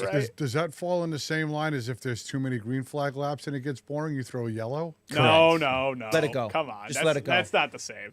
I would throw a yellow. My brother was. The fun he was just flag. throwing yellows. That's right. I don't know. Good Are we job supposed by to you, say that Sean. part? Are we the supposed to man. say Yeah, that? he's like, this I race love is that getting man. boring. There's Yeah. a yellow out. Just And throw I'm the like, yellow. That's right. Yeah, What's yeah. that Yeah. for? He's like, competition yellow. Yeah. Competition yellow. Listen, give him time to go Yeah. buy some concessions, you know? Right, tighten it up. Tighten Right. it up. Yeah. All right, one more for you guys. Hey. And we've been talking about this a lot with the competing tours, the tire drama on the mod tour, etc. How important do you think the NASCAR brand name is at the local level in getting fans to turn out to an event? Are you talking about the name on the track? Like Type- the NASCAR mod tour is here I think it means versus a nothing Monaco or an anymore. MRS. Huh? I think it means nothing. You don't think it means anything? No. I think for the I don't know about local fans, the casual fans, it definitely still means something. Yes, I agree. If like diehards like us, I agree with you. It doesn't make a difference. Yeah. But the casual fan that really doesn't know a lot about racing, Right. if they're going to choose between 2 tracks in the area and one's NASCAR and one's not, they're going to go to Right. the NASCAR track. They might not even So know you're what the gonna other choose one is. Thompson over Stafford? Well, none of the tracks are NASCAR I'm just saying, tracks. if Thompson was NASCAR affiliated, Right. Well, I mean, wouldn't, but what I I'm don't know. There saying might is, be like, like a 10% of. I mean, I don't know how big the casual short track audience really is. It's kind of hard to ballpark that, but you'd have to think, oh, NASCAR's here. Like, I recognize that name. You know, what is the MRS? It's I a don't know what that recognizable is. name. Right. Well, that's the point, right? So, like, the only track in Southern New England that's NASCAR weekly is Seekonk. So if somebody in the Westerly area who is a casual race fan is trying to decide between Seekonk and the Bowl and has really not a lot of knowledge, doesn't know the drivers, and they're going to pick Seekonk because they see the NASCAR brand. That's what I believe. Well, that's probably I have true. to think you're right. Now, Flo's there every week at Seekonk? No. I think they're going to choose Stafford then. Well, I'll say this.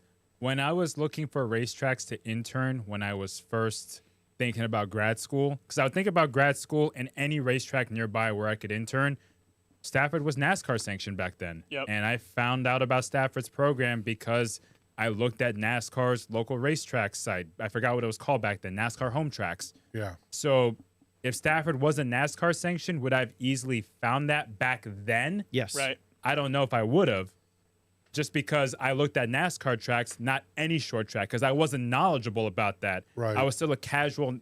I was a hardcore NASCAR national fan, but I was very ignorant about local short track racing. That makes sense. Yep. They also have the something. NASCAR regional kind of umbrella now. Again, I don't have numbers on how broad the span on that is, but that's kind of that gets reposted on their main pages every now and again too. I mean, you'd have to think a little of that maybe trickles down as well. I got a question for you. I mean, this is maybe slightly off topic, but do you think NASCAR even cares that they lost a bunch of short tracks? Yeah, because they lost a bunch of licensing fees. So why wouldn't they do more? I mean, because like there's so many big ex-NASCAR short tracks that used to be NASCAR. It's like when a customer walks in my door, you hope to never lose them, right? I mean, they walked in, and you hope to retain their business for many, many years. Yeah. Well, and if you lose your client, you did something wrong. That's how I feel. No, they didn't. This is my opinion. Tapley could chime in here because I'm sure he studies this stuff a little bit like I do. But in my opinion, and this is largely based on what happened at Stafford, but for the longest time, NASCAR had this little fine print in their sanctioning agreement that said that they basically owned all the media rights to anything that happened at your track. And for the longest time, it didn't really matter. Yeah. But now we're in this content creation age when people want to stream and be on flow and create social media content and all that stuff. And that is a revenue stream now if you do it properly like Stafford does. Yep. Why would Stafford want to give that to NASCAR? Yeah, it's almost or give those non-negotiable. rights to that? Beneficiary. And so I can't speak to whether NASCAR has changed that fine print in their sanctioning agreement or not. But if they don't, I don't feel bad for them. That's their own fault. They're not changing with the times, and it's kind of like almost they were ripping the tracks off. Well, that's what I'm really. saying. Like NASCAR obviously knows that when they lose a track like Stafford, is Thunder Road NASCAR? I don't believe so. I don't Maybe think if so. it was, but I mean, I don't think it is. I mean, that's another track with a lot of cars that they would love to be affiliated with. Yeah. Right? Why is it that NASCAR is not on the name of any of these big-time short tracks? I think what I just said has a lot to do So with why it. isn't anything being done by them to reach out and say, hey, listen, what can we do? What can we do to get this back together? Or are they just too big-headed and say, we are the king of this and it's too much? Yeah, I mean, Rich Do is... they pay? does the short tracks pay NASCAR? Well, no, they used to have NASCAR point funds. Like if you would win a championship, you would get X amount of dollars from NASCAR. But but does the track pay to get into it? A sanctioning fee? Yes. Yeah. So they got to pay like a fee, right? Yes. Yeah. So that's why tracks ain't doing it. They and don't want to here's- pay the fee. And look, Thunder Road and Stafford. You know, like pit passes. Does like a certain amount go to NASCAR? Well, there's a I fee don't that the know. track pays because they carry the insurance. Yeah. Right. All that stuff. And it's expensive. but, All that stuff goes to NASCAR. well, NASCAR carries that for you once you're NASCAR affiliated. Yeah. And so somebody has to pay for that, obviously, and the track does. But with the name NASCAR may come fans. Like there's an investment. Tapley's saying it's around $20K for a sanctioning. $20K. Yeah. Now Well, Waterford's going to pay $20K. Well, I mean, maybe if they knew they were going to get $50K in return on clients. How do you know that? Well, you don't know, but I mean, everybody's you know. Do you think the Speedbowl needs to be NASCAR? I don't. No, I don't think. I mean, if the deal is right, if NASCAR can repair the broken system for grassroots racetrack, which Keeter mentioned. Keeter Yeah, and Tapley are both. Well, they both said that the NASCAR is aware the system's broken. Okay, so I haven't been reading it, but they have to do something because NASCAR's losing. Maybe in my eyes. I mean, there's been a lot of management, big dog positions in NASCARs have kind of switched hands in the last year or so. So I imagine, I mean, with what Keeter's saying, maybe there's some ideas being concocted there because you figure they got to do something. Yeah. Well, when it comes to Stafford and Thunder Road, if you're them, do you need to pay that extra money? Is there enough benefits for them? Two tracks that are already immensely successful, the two most successful tracks in New England. Like for them, they probably don't need it, right? Because they probably don't see a huge advantage of them as of now, unless NASCAR is able to pitch something to them where they're like, oh, you know what? Like this a truck is actually series worth race there it, or something, or maybe something more. You know, that's the only way I see it working. I mean, I feel like what Thunder Road and Stafford have established with their streaming product, I mean, their product in general, but how successful they've been with the streaming part of it is, to me, that is way more beneficial to their success than having NASCAR branding at your track. So I understand all that, right? I get all that. But if NASCAR, to me, wants to repair their cup viewership and all that stuff, it starts there, right? As soon as, let's just say... Well, look at the NASCAR Modified Tour. They're coming back to Stafford for the first time since 21. I know, Maybe that's a step. What I'm saying, though, is if NASCAR came in and made it so beneficial for Stafford or a track like Thunder Road or other tracks like that around the country, it would be a great benefit. Obviously, Stafford doesn't need them. They've proven that. Mm-hmm. Right. NASCAR may need them, though. Yeah, well, that's why the burden of You know proof what I'm is now saying? on them. NASCAR needs them. Like, They so have to make the let's sale. figure something out because we want our name affiliated with your track because we want your viewers to start tuning into what we got going on up here. Well, that's right, why- because we've lost touch of what's going on. We don't have the viewership that we believe we should be having, and we need to figure out how to fix that. And maybe it starts down here with NASCAR. I mean, Stafford's following. Thursday night, I'm on Flow watching Thunder Road.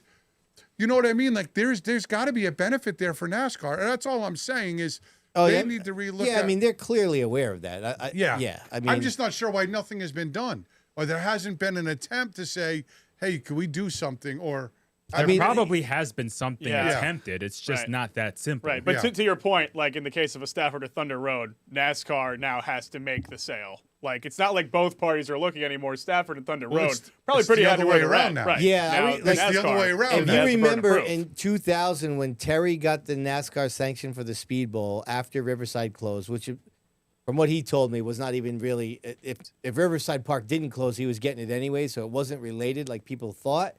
But that was a big deal. He held a press conference. It was plastered all through the trade papers. Yeah. The fact that, and I remember him telling me, like, there's only a select amount of short tracks in the country that get the NASCAR sanctioning. We're so thrilled to be part of that branding.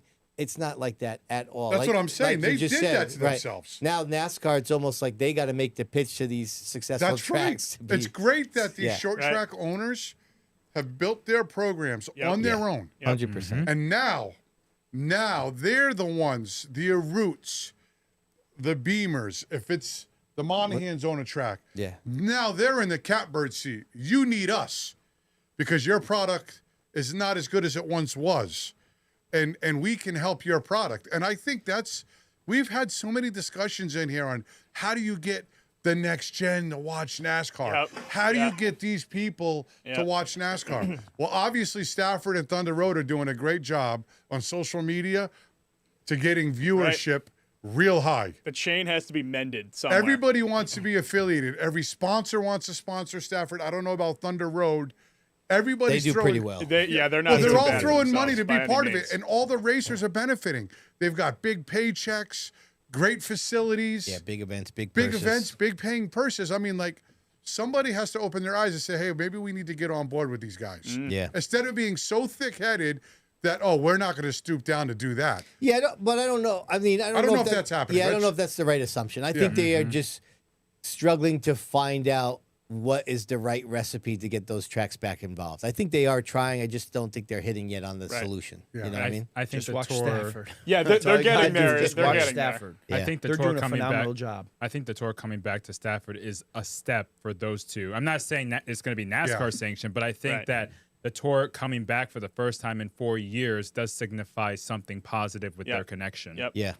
I one last thing. I just hope that they're not sticking their nose right up in the air and shunning what's happening at all these local tracks because they're not NASCAR. Yeah. I don't know if that happens, but again, they wouldn't. Why would they do that? Again, there's probably a lot of reasons, but just a simple fact of every successful track that they could get to have a NASCAR sanction is tons of licensing revenue. Right. So I don't think that they would be turning their nose up. They would want these successful tracks who have really good car counts and a lot of competitors. I would be interested. They'd want all that. If you could have like a great one-on-one with Dave and Paul, and you could just be 1,000% transparent and say, has NASCAR ever reached out to you? I think have they offered you anything? I think part of the reason why they're so successful is they're not going to come on a podcast like ours and but say those things. I'm not saying on the podcast, but just to be able to ask them. Yeah, just to pick their to brain. see if there's been an I'm effort. spilling the beans. I'm like, yeah, they came to me. I turned them down. I don't need them. I do not need them. They don't need You know what I mean? Wow. We're successful without you. Yeah. Oh, good shit, people. All Gotta right. say, once again, thanks, Who's Retirees, for putting on my segment. All right, good job by you. We had the stat chat. How about we have a little bit of a what they call a stat splash? Oh yeah.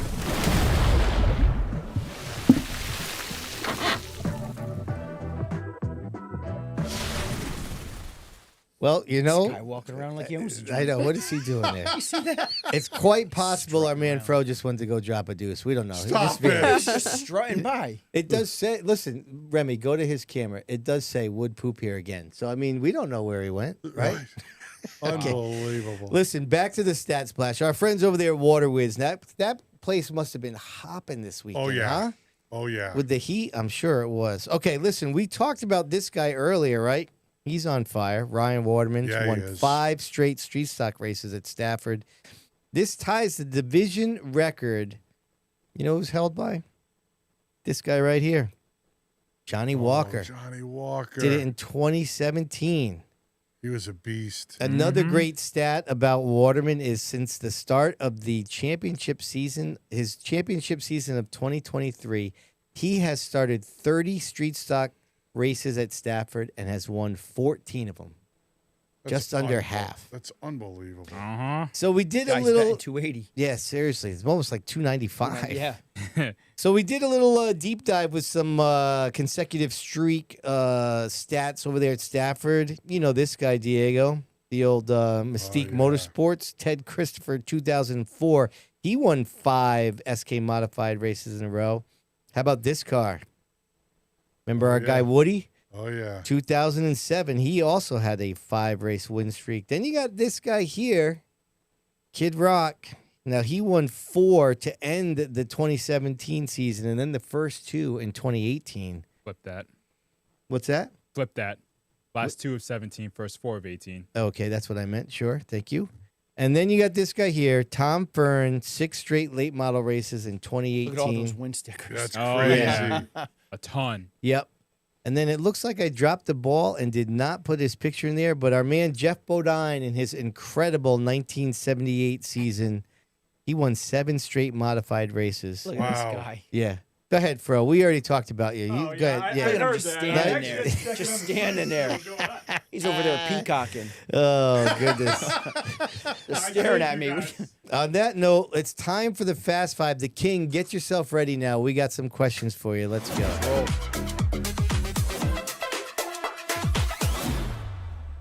All right, now, we try to get this in within a minute, but those rules aren't fast and hard. Diego, let's go. Let's hit it. Ready?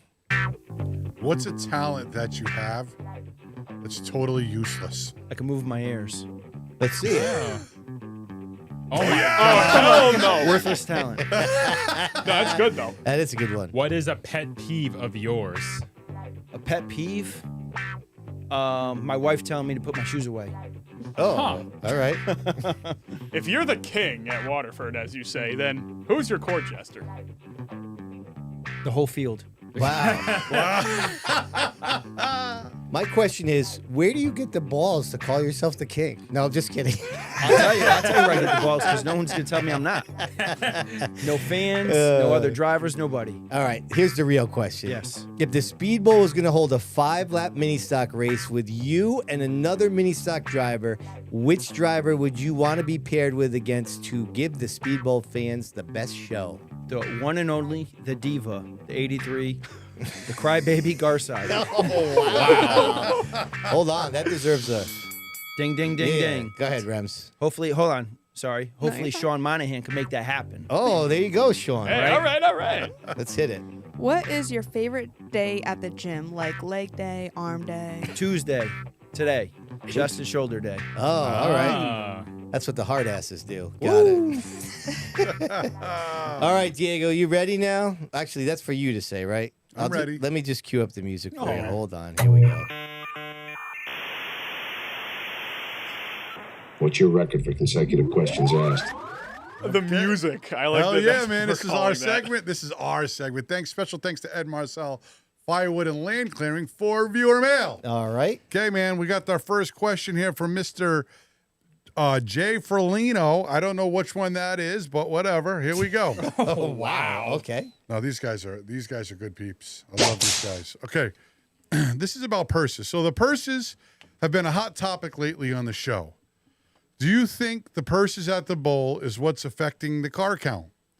Yes, we are not in it for the money as racers, as you had mentioned, Diego. But when pit passes keep increasing at the bowl, the cost of tires and fuel too, the payouts have not been increased since Terry days. I'm not sure if that's true. I don't think that's accurate. Okay. In the Thursday divisions, the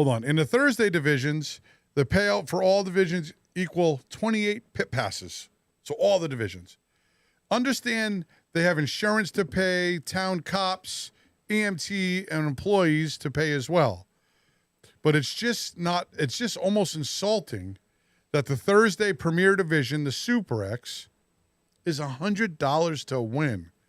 And the Saturday Premier Division, which is the SK Mod, is almost half of what Stafford pays to win, which Waterford pays is $1,300.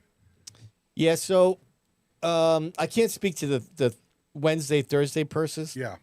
They may have stayed the same. I have no idea.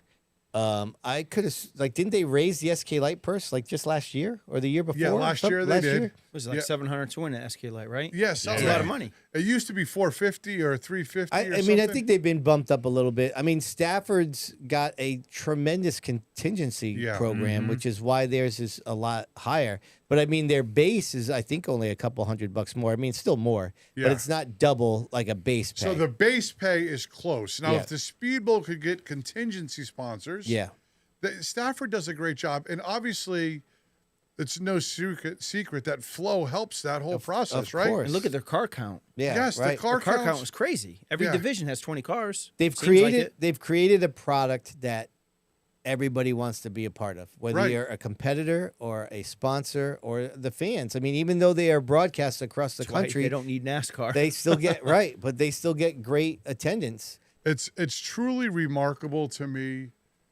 I know I've said it on here a bunch of times about pay, and I race without pay.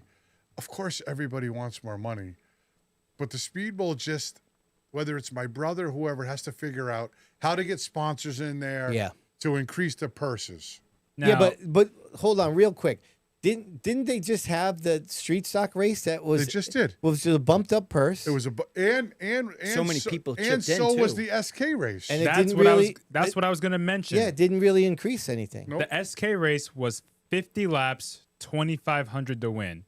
And there was only 11? 9 cars, 10 cars maybe. 10 cars. It wasn't a big increase, if any increase at all, compared to what the average has been this year. And the street stocks might have gone up a couple. That's it. I really believe that, the car count at the Speedbowl is a result of the previous 3 years, right? Do you agree? Or is it the track? Is it the lighting? I mean, I think it's a bunch of factors. Small downstream from all of it, probably. But I think the condition of the track, I think, is. I could be wrong, but I think that's a big issue. I'm a glass half full guy. We know this. We know this, right? Oh yeah. The divisions have definitely improved this year. The late models have as many as Stafford. The minis obviously is strong. Number one division. The SKs haven't improved. The SKs haven't. The SK lights, besides the last week, they were up over 20 every week. The trucks haven't improved. And the trucks haven't improved. But they have improved from what they were the previous years. I believe that. I mean, some of the divisions have and some of them haven't. But I mean, that to me, that it's been like that. When we first started the podcast, we would say the same thing, but just use different names of which have grown and which have shrunken. You know, what does the mini stocks pay to win? $250. Okay, so it cost me more money to go racing than I win. Yeah, but that's also. I mean, it used to be. It was like $175 for a long time. Yeah. So I mean, it has gone up, but I mean, if it was $500, would that like? I honestly think if the pay was $500 every week, you'd get 30 minis. You think so? Yes. That's interesting. I think you get more cars there in a heartbeat. I don't know, man. I really do. It costs too much money to go race a mini.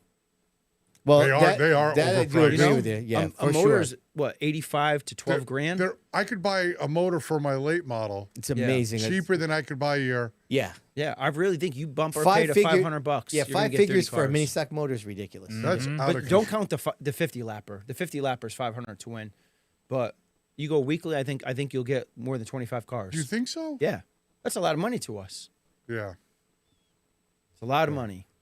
I don't know. Great question. And the payout through the whole field will be better. Yeah. It's an amazing. It's almost like it's like a timeless debate. Right? It really is. I remember when I first started Sid's View. I remember I interviewed Terry at the beginning of one episode. Like, how often did I do that for Sid's View? But I remember him saying that he was a big believer in not raising the purse because he thought the more he was going to pay you, the more the drivers were going to put into the car and raise the cost of racing. But it's going to happen regardless. It's exactly. evolution. So, that's my point. Right? I mean, yep. I guess Stafford is a bad example. Well, because I'm trying to think about, are they there because of the money, or are they there because of flow, or are they there just because the track is badass? It's all of it. All the above. It's a complete It's package. just clean. It's a complete clean package. facility. Yep. It's just run smooth. It's a complete package. I mean, we just talked about this last week. A lot of guys, use Flow to sell their sponsorships. So then, in that sense, it is just Having money everything in that way. Yeah, Having flows. And our stands are packed. Yep. How many fans does Waterford get? 150? I'm just saying. It's not a lot. You know It's what I in mean? the hundreds. So it's not. They're all there to see me, though. Okay. All 150. Do you really? Do you believe that? I do, 100%. Seriously. I put ass in the stands. I'm gonna make a video. I'm gonna go around. Go and ahead, poll. ask them. I I'm bet gonna you they'll all poll say people. they're here for the king. How do you think they feel when you call them all bums? Doesn't matter. They like it. They love it. You gotta love it. They all love it. Every single one of them. All right. We're moving on to the next question. All right. Thank you. Yeah. You're welcome. Okay. This was from Tyler, and this was from a week ago, so we're just getting back to this, so I appreciate your email. I watched the Thunder Road live stream on Flow this weekend and noticed that they mentioned if cars went a lap down, they would be removed from the race. Oh, yeah. I think this is a good idea, and it's near impossible in short track events to get your lap back without a lucky dog type scenario. My question is, what do you all think of this policy? Would it make for better racing of lap cars not getting in the way or deciding the outcome of a race? I don't know. What do you think? How big is the track? Yeah. Thunder Road's a quarter mile. Yeah. All right. I think they have the mini division there. There's like 30 cars lined up there. Correct. Yeah. Mm-hmm. I think that's beneficial. What's that? If you get a lap down, Get off. get off. There's too many cars out there. Right. I go on YouTube. All look their at those divisions videos. are like that, though. Yeah, I like that rule then for them. Because it's terrible to me, too. I got to agree.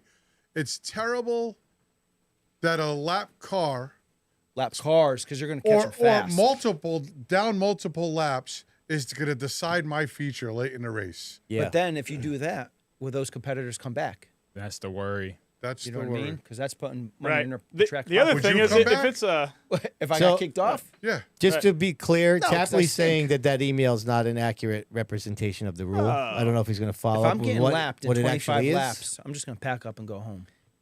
Right, but what we're saying here is it's not that email is Yeah. not accurate. Oh, so all right. I mean that's what we have. I mean, I'm not sure what that rule is, but I mean, anyways, the conversation is about lap cars and being in the way. And if you're Right. going down multiple laps within the first 20 laps of a 40-lap race, you're about to cause havoc. Or what about multiple spinouts? One car causing cautions all the time. What do you? See, what, that's what a do you different guys think on story. that? Yeah. Does Stafford still have the three and you're Yeah. out? 3 spins, Yeah. you're out rule? Listen, Yeah. they obviously because they kicked the car out at the MRS race. Yeah. That shouldn't have probably happened, but they do that stuff, and if you're causing too much havoc, because cautions breed cautions. I just hate it when I see. I mean, lap cars are, I guess, part of the race, and Yeah. I'd be lying if I said I never used a lap Got car. it. You got, as soon as to it gets pick. it. Everyone does that. Somebody's on bottom's the awesome. inside of me. Yeah, but- why wouldn't you? All right, so Chapley's chimed in here. So basically he's saying if they add more cars than their starting field, those cars can race till they go a lap down. So I'm assuming So if the qualifying procedures all go through and the field is 24 cars, Yes. and there was 27, they allow those 3 to start the race. Those 3 can stay on the track. If they go a lap down, they're It's gone. a great so they rule. actually define what a full field is. So too, he back doesn't to last send week. them home. He gives everybody a shot to start. Everyone has because, a chance.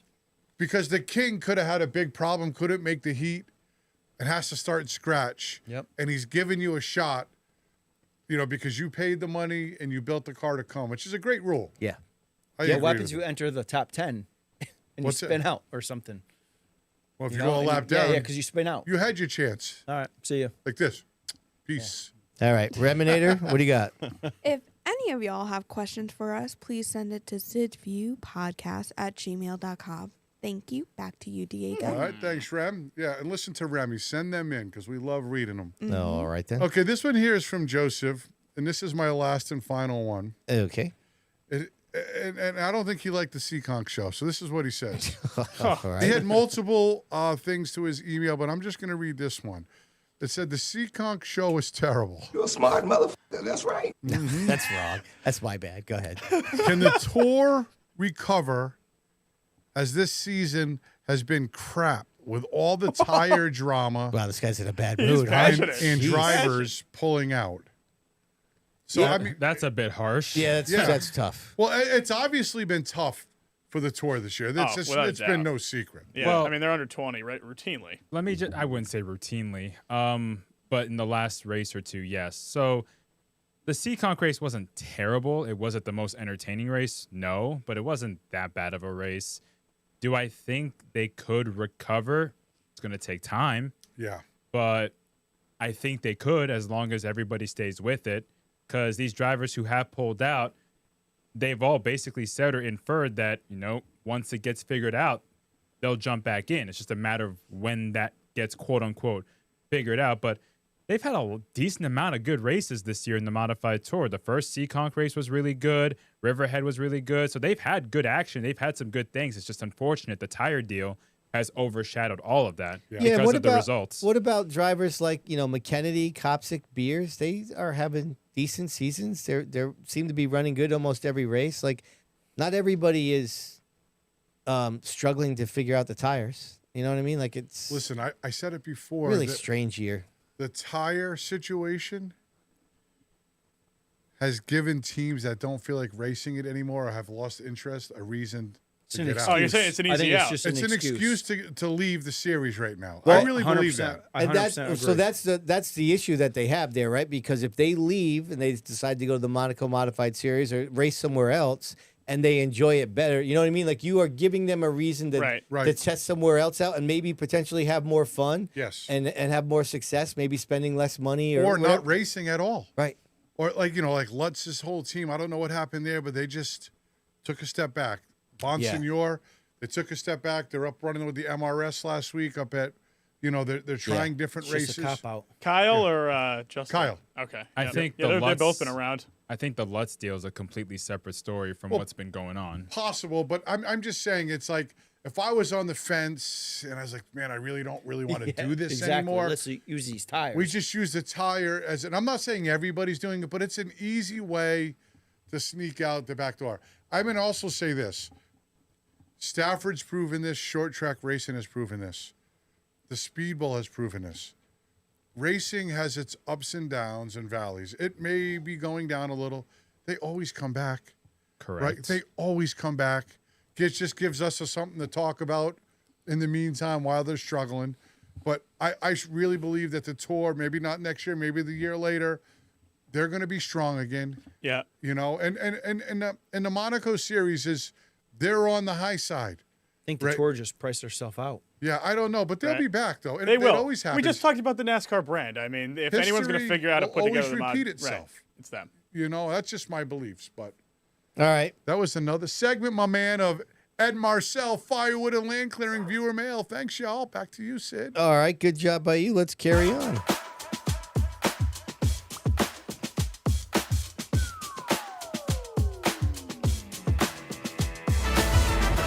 All right, big thanks to our friends over there at Broadbrook Heating and Cooling. What was that last guy's name there? Joe?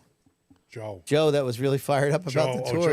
Joe Dion or something. So despite his aggressive tone there, I'll get a little more tour things for you here. This weekend, it's going to be the 4th appearance in the history of the NASCAR Modified Tour at Claremont Motorsports Park. The track was actually on the schedule during the tour's inaugural season, almost 41 years exactly. July 14th, 1985. It was the 10th race ever held on the NASCAR Modified Tour, and it was won by the GOAT, Richie Evans. Wow. He took the lead from Dwight Jarvis on lap 64 and went on to lead the rest of the 126 laps for the win. It marked the first of 5 straight feature wins for Evans, which is still the record for consecutive wins on the tour. It was tied by Mike Stefanik in the legendary X6 car during the 1997 season. The other races on the tour at Claremont were won by, in 2007, James Savali, driving for Mr. King there. And then we got...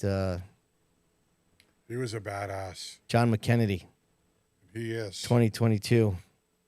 The year he won the title. Yeah. Oh, yeah. You mentioned Dwight Jarvis. That's Joey Jarvis's uncle from the MRS. I remember Dwight Jarvis. Do you? Yep. Me and him were good friends. You're friends with everybody. Wow. He did not get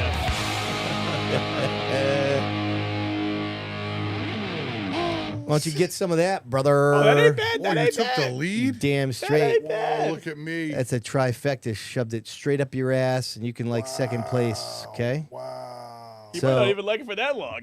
Yeah, Fro is right on your tail. Let's Diego's go, descent back to reality has begun, ladies and gentlemen. What a week for you. It has begun. Gabe Brown gave me a second place. It almost got even a little more devastating for you, but that's okay.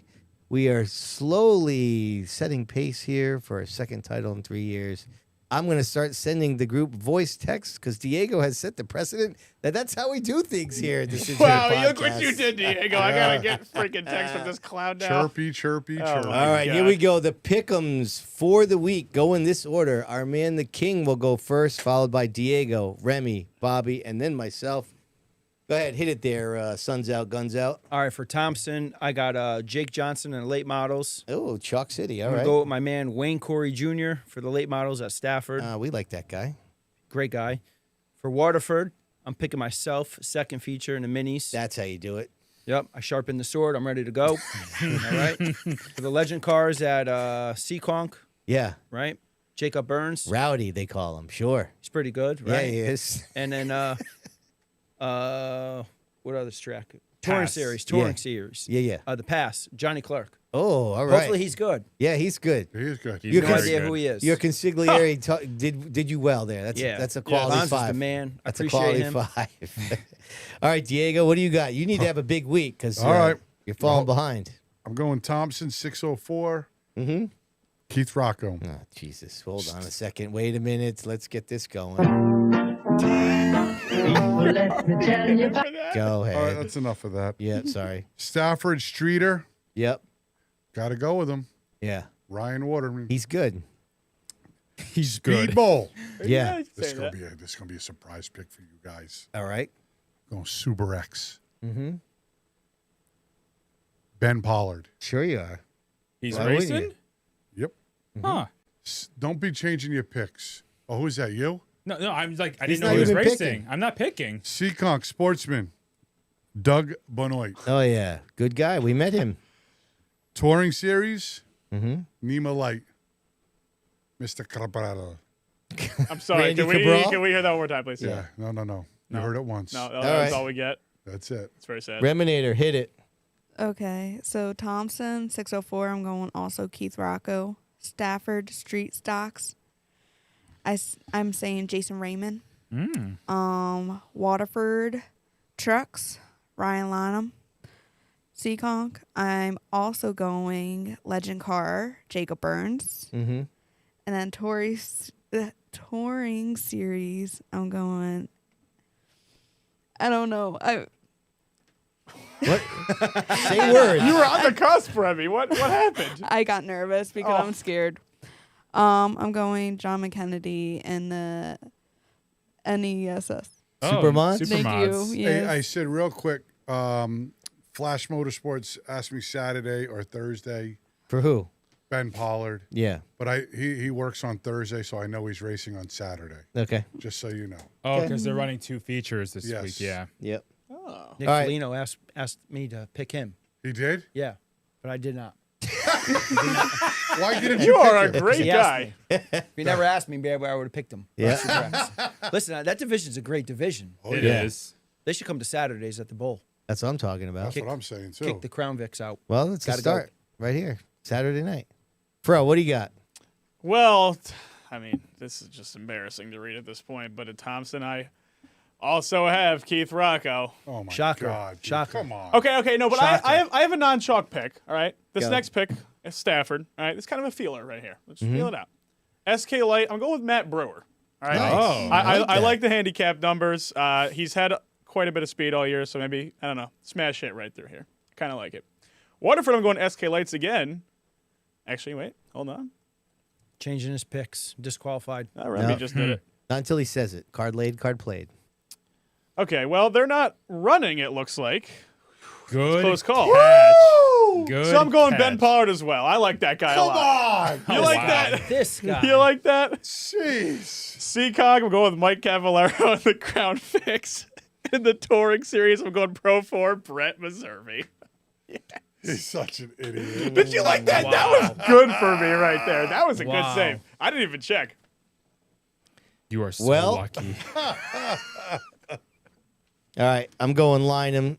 Not sorry. I'm going Lynham Streeters at Thompson. Okay. Going Waterman Streeters. Dude, you're such a loser. I haven't picked him yet this You year. haven't? No. First time. I got 3 picks to burn here. Yeah, I haven't picked him yet either. Mind you, we'll pick him from the trucks, too. Now, I picked Ben Pollard too, but I might have to mix this up. Yeah, dude, you can't have every pick I've got. I mean, do you know how to play? I'm I'm mixing already it up. right there with Do you my know how to envelope. play this game? no, I'm going to burn it right in your face. Okay. Give me RC3 Okay.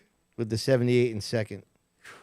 Wow. Do I Get get a half points if point. I I get feel that? about that. I feel Oh, about that. now I might have to bump him out of Yeah. the way. I'm gonna be like, yo, Yeah. that's for Sid. Yeah, I was telling this, wouldn't it be great if we did a pick'ems here where you have to pick the second place finisher for every race? I'd love to do my picks uninterrupted. Why don't you guys shut the hell probably- up? Wow. Wow.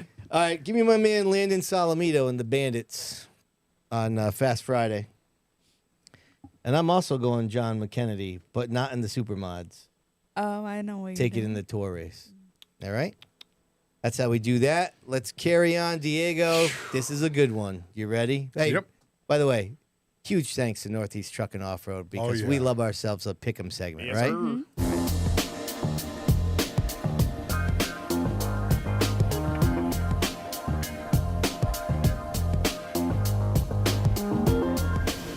All right, so I had to take a look around. I have a couple sites that I reference. There's a couple cool things that I could have gone with. And then all of a sudden, I did little pop music. And wouldn't you know, Diego, one of his favorite songs. Come on. 41 years ago in 1985, this very week, this was the #1 song in the country. How do you not dance to this song, though? All right, of course, this is Phil Collins. King, how would you dance to this song? I have no idea. Again, I would like to do my segment without people interrupting me. There's a lot to read here. Okay. Sorry, Sid. All right, so this was the lead single from his third studio album titled No Jacket Required and the second of his 7 Billboard #1 singles during the 1980s. The video, which was in heavy rotation on MTV, was shot at a pub called Princess Victoria in West London, which at the time was owned by business magnate Richard Branson. Collins claims that Sussudio means absolutely nothing. It was simply a placeholder gibberish word that came out while working on the song. When he tried to go back and replace it with a better word to finish the song in the studio, he couldn't find anything that sounded better than Sussudio, so he kept it in. The song's lyrics are actually about a schoolboy's crush on a girl. It was one of numerous songs written by Collins in the 1980s as a solo artist or a member of Genesis that had an elaborate horn section in its arrangement. And of course, Scott Sussudio and his presence in the Crown Vics and now the trucks at Seekonk has given us a reason to play this song way more than I ever imagined we ever great, would. though. Listen, after a week off, big thanks to Jeremy Lavoie Racing for the Pop Culture Minute. And after a week off, Northeast Performance Part has brought us back for the What's on Tap. Let's take a look. Reminator, you think I got it right this time? I'm praying. Damn straight. That's how you crack it open right there. Here we go, baby. Come on. Where you at?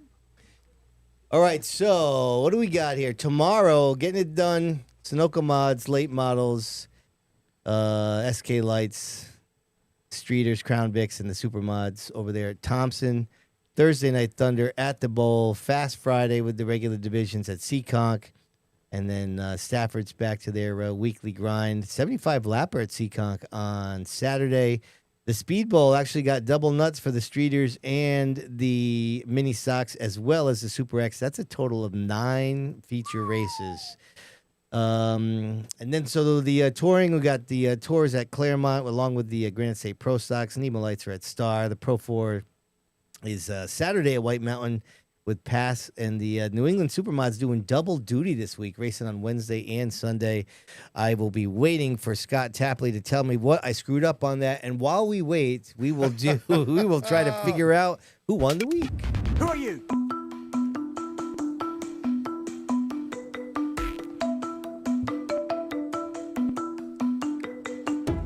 Brought to you by Skankin'. We say it right. Damn straight. Okay, so let's see. What do I have here? I got Hirschman winning the tour race at Seekonk. Ryan Mortimer sweeping the Streeters at Stafford. Vinny Rapocchio getting his first career SK Light win down to Speedbowl. Marcello Rafano winning the SK race at Stafford. Paul Verricchio Jr. returning to Stafford late model victory lane. Our boy Clemente returning to Stafford limited late model victory lane. Randy Burr continuing to dominate the Pro Truck Challenge. DJ Shaw passing Gabe Brown with 10 to go to win the past celebration of the Americas 300. You got Nick Anglace, Rowdy Burns, Joey Pohl, Ron Silk, Ryan Lynham. You can vote for whoever you want. Diego, what do you got? Vinny Rappuccio. Yep. First win. Can never beat it. Rookie. First wins are always cool, man. Big win for those guys. All right. King, you get a vote on this. I'll go Paul Verricchio. All right. Nice. We like that. I'm going to go Matt Clement. Because his emotion in victory lane, knowing how tough a road he's gone through in the last year and a half, won me over. All right. I like that. Reminator, what do you got? I'm going with Ryan Waterman because even though he's been on such a hot streak, it's still pretty badass. He did 2 wins in one night. All right. It's true. Those are all pretty good. Let me see here. That's 4 different picks. I know. I'm going to ruin that, though. I think I'm going to go with Rapocchio as well. Yeah. I'm always a sucker for a first-time winner. You know what I mean? So, Fro, while you're tallying it up, you know how we do it. We're going to let the peeps know if they need some merch. They just got to go over there to the old Sid's View Shopify store, right? Or you can always just scan that QR code right there. It takes you right to it. Grab yourself some merch. Now, you know that the winner of the Who Won the Week, we send an old coupon code, have them get some merchandise. $30 off your order. That's going to get you a nice people hat. People really got to check it out. Nice T-shirt. Look at my hat. I love that hat. The hat's dope. Badass. Like, people need to really just take the time and go check out what they have. If I you agree. If you like the podcast. I'll be taking that hat home with me. Oh! All right, Fro, what do you got for a vote there, Chief? I am with Remy on the badassery of the Ryan Waterman double smackdown. Yeah. I mean, it's just insult to injury. I hear you. Okay. Not to him, of course. I mean, I'm sure he was loving it. Listen, nice vote for the Stafford safety team. That's a good one. Yes, sir. Yeah. All right, I'm ready for the in-house votes, if you want to call it. All right, Vinny Rapocchio twice. Ryan Waterman twice. Yep. Paul Varicchio Jr. once. And our boy Matt Clemente, we like to say. Clemente. For one. All right, I think we can probably wrap it up here. I feel like Karen Macrino with DJ Shaw was the last vote we seen here. The studio just came in. You got to give it him. Oh, yes, the For studio. Phil Collins. Yeah. Studio. Ryan Waterman. I was going to say, did he vote for Phil Collins? I was about to write that down. All right, I got the final tally. All right, let's go. Hit it.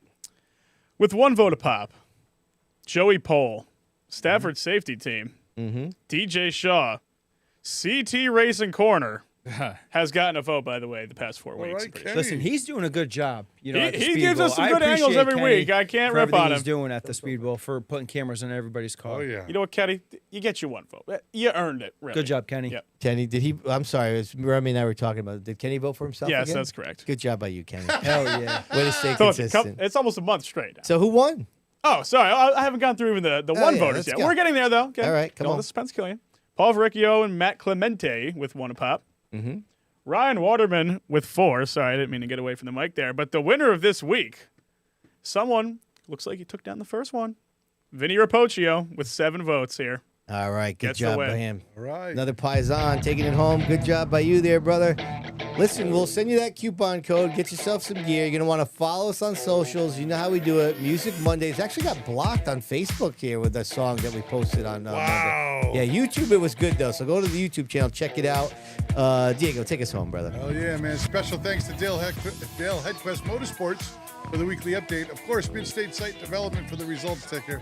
Couldn't do it without Waddell Communications with the Nostalgia Nugget. Of course, Hoosier Tirees for the Stat Chat. Broadbrook Heating and Cooling for Did You Know? Special thanks to Serve Pro of Norwich for the chalkboard chatter.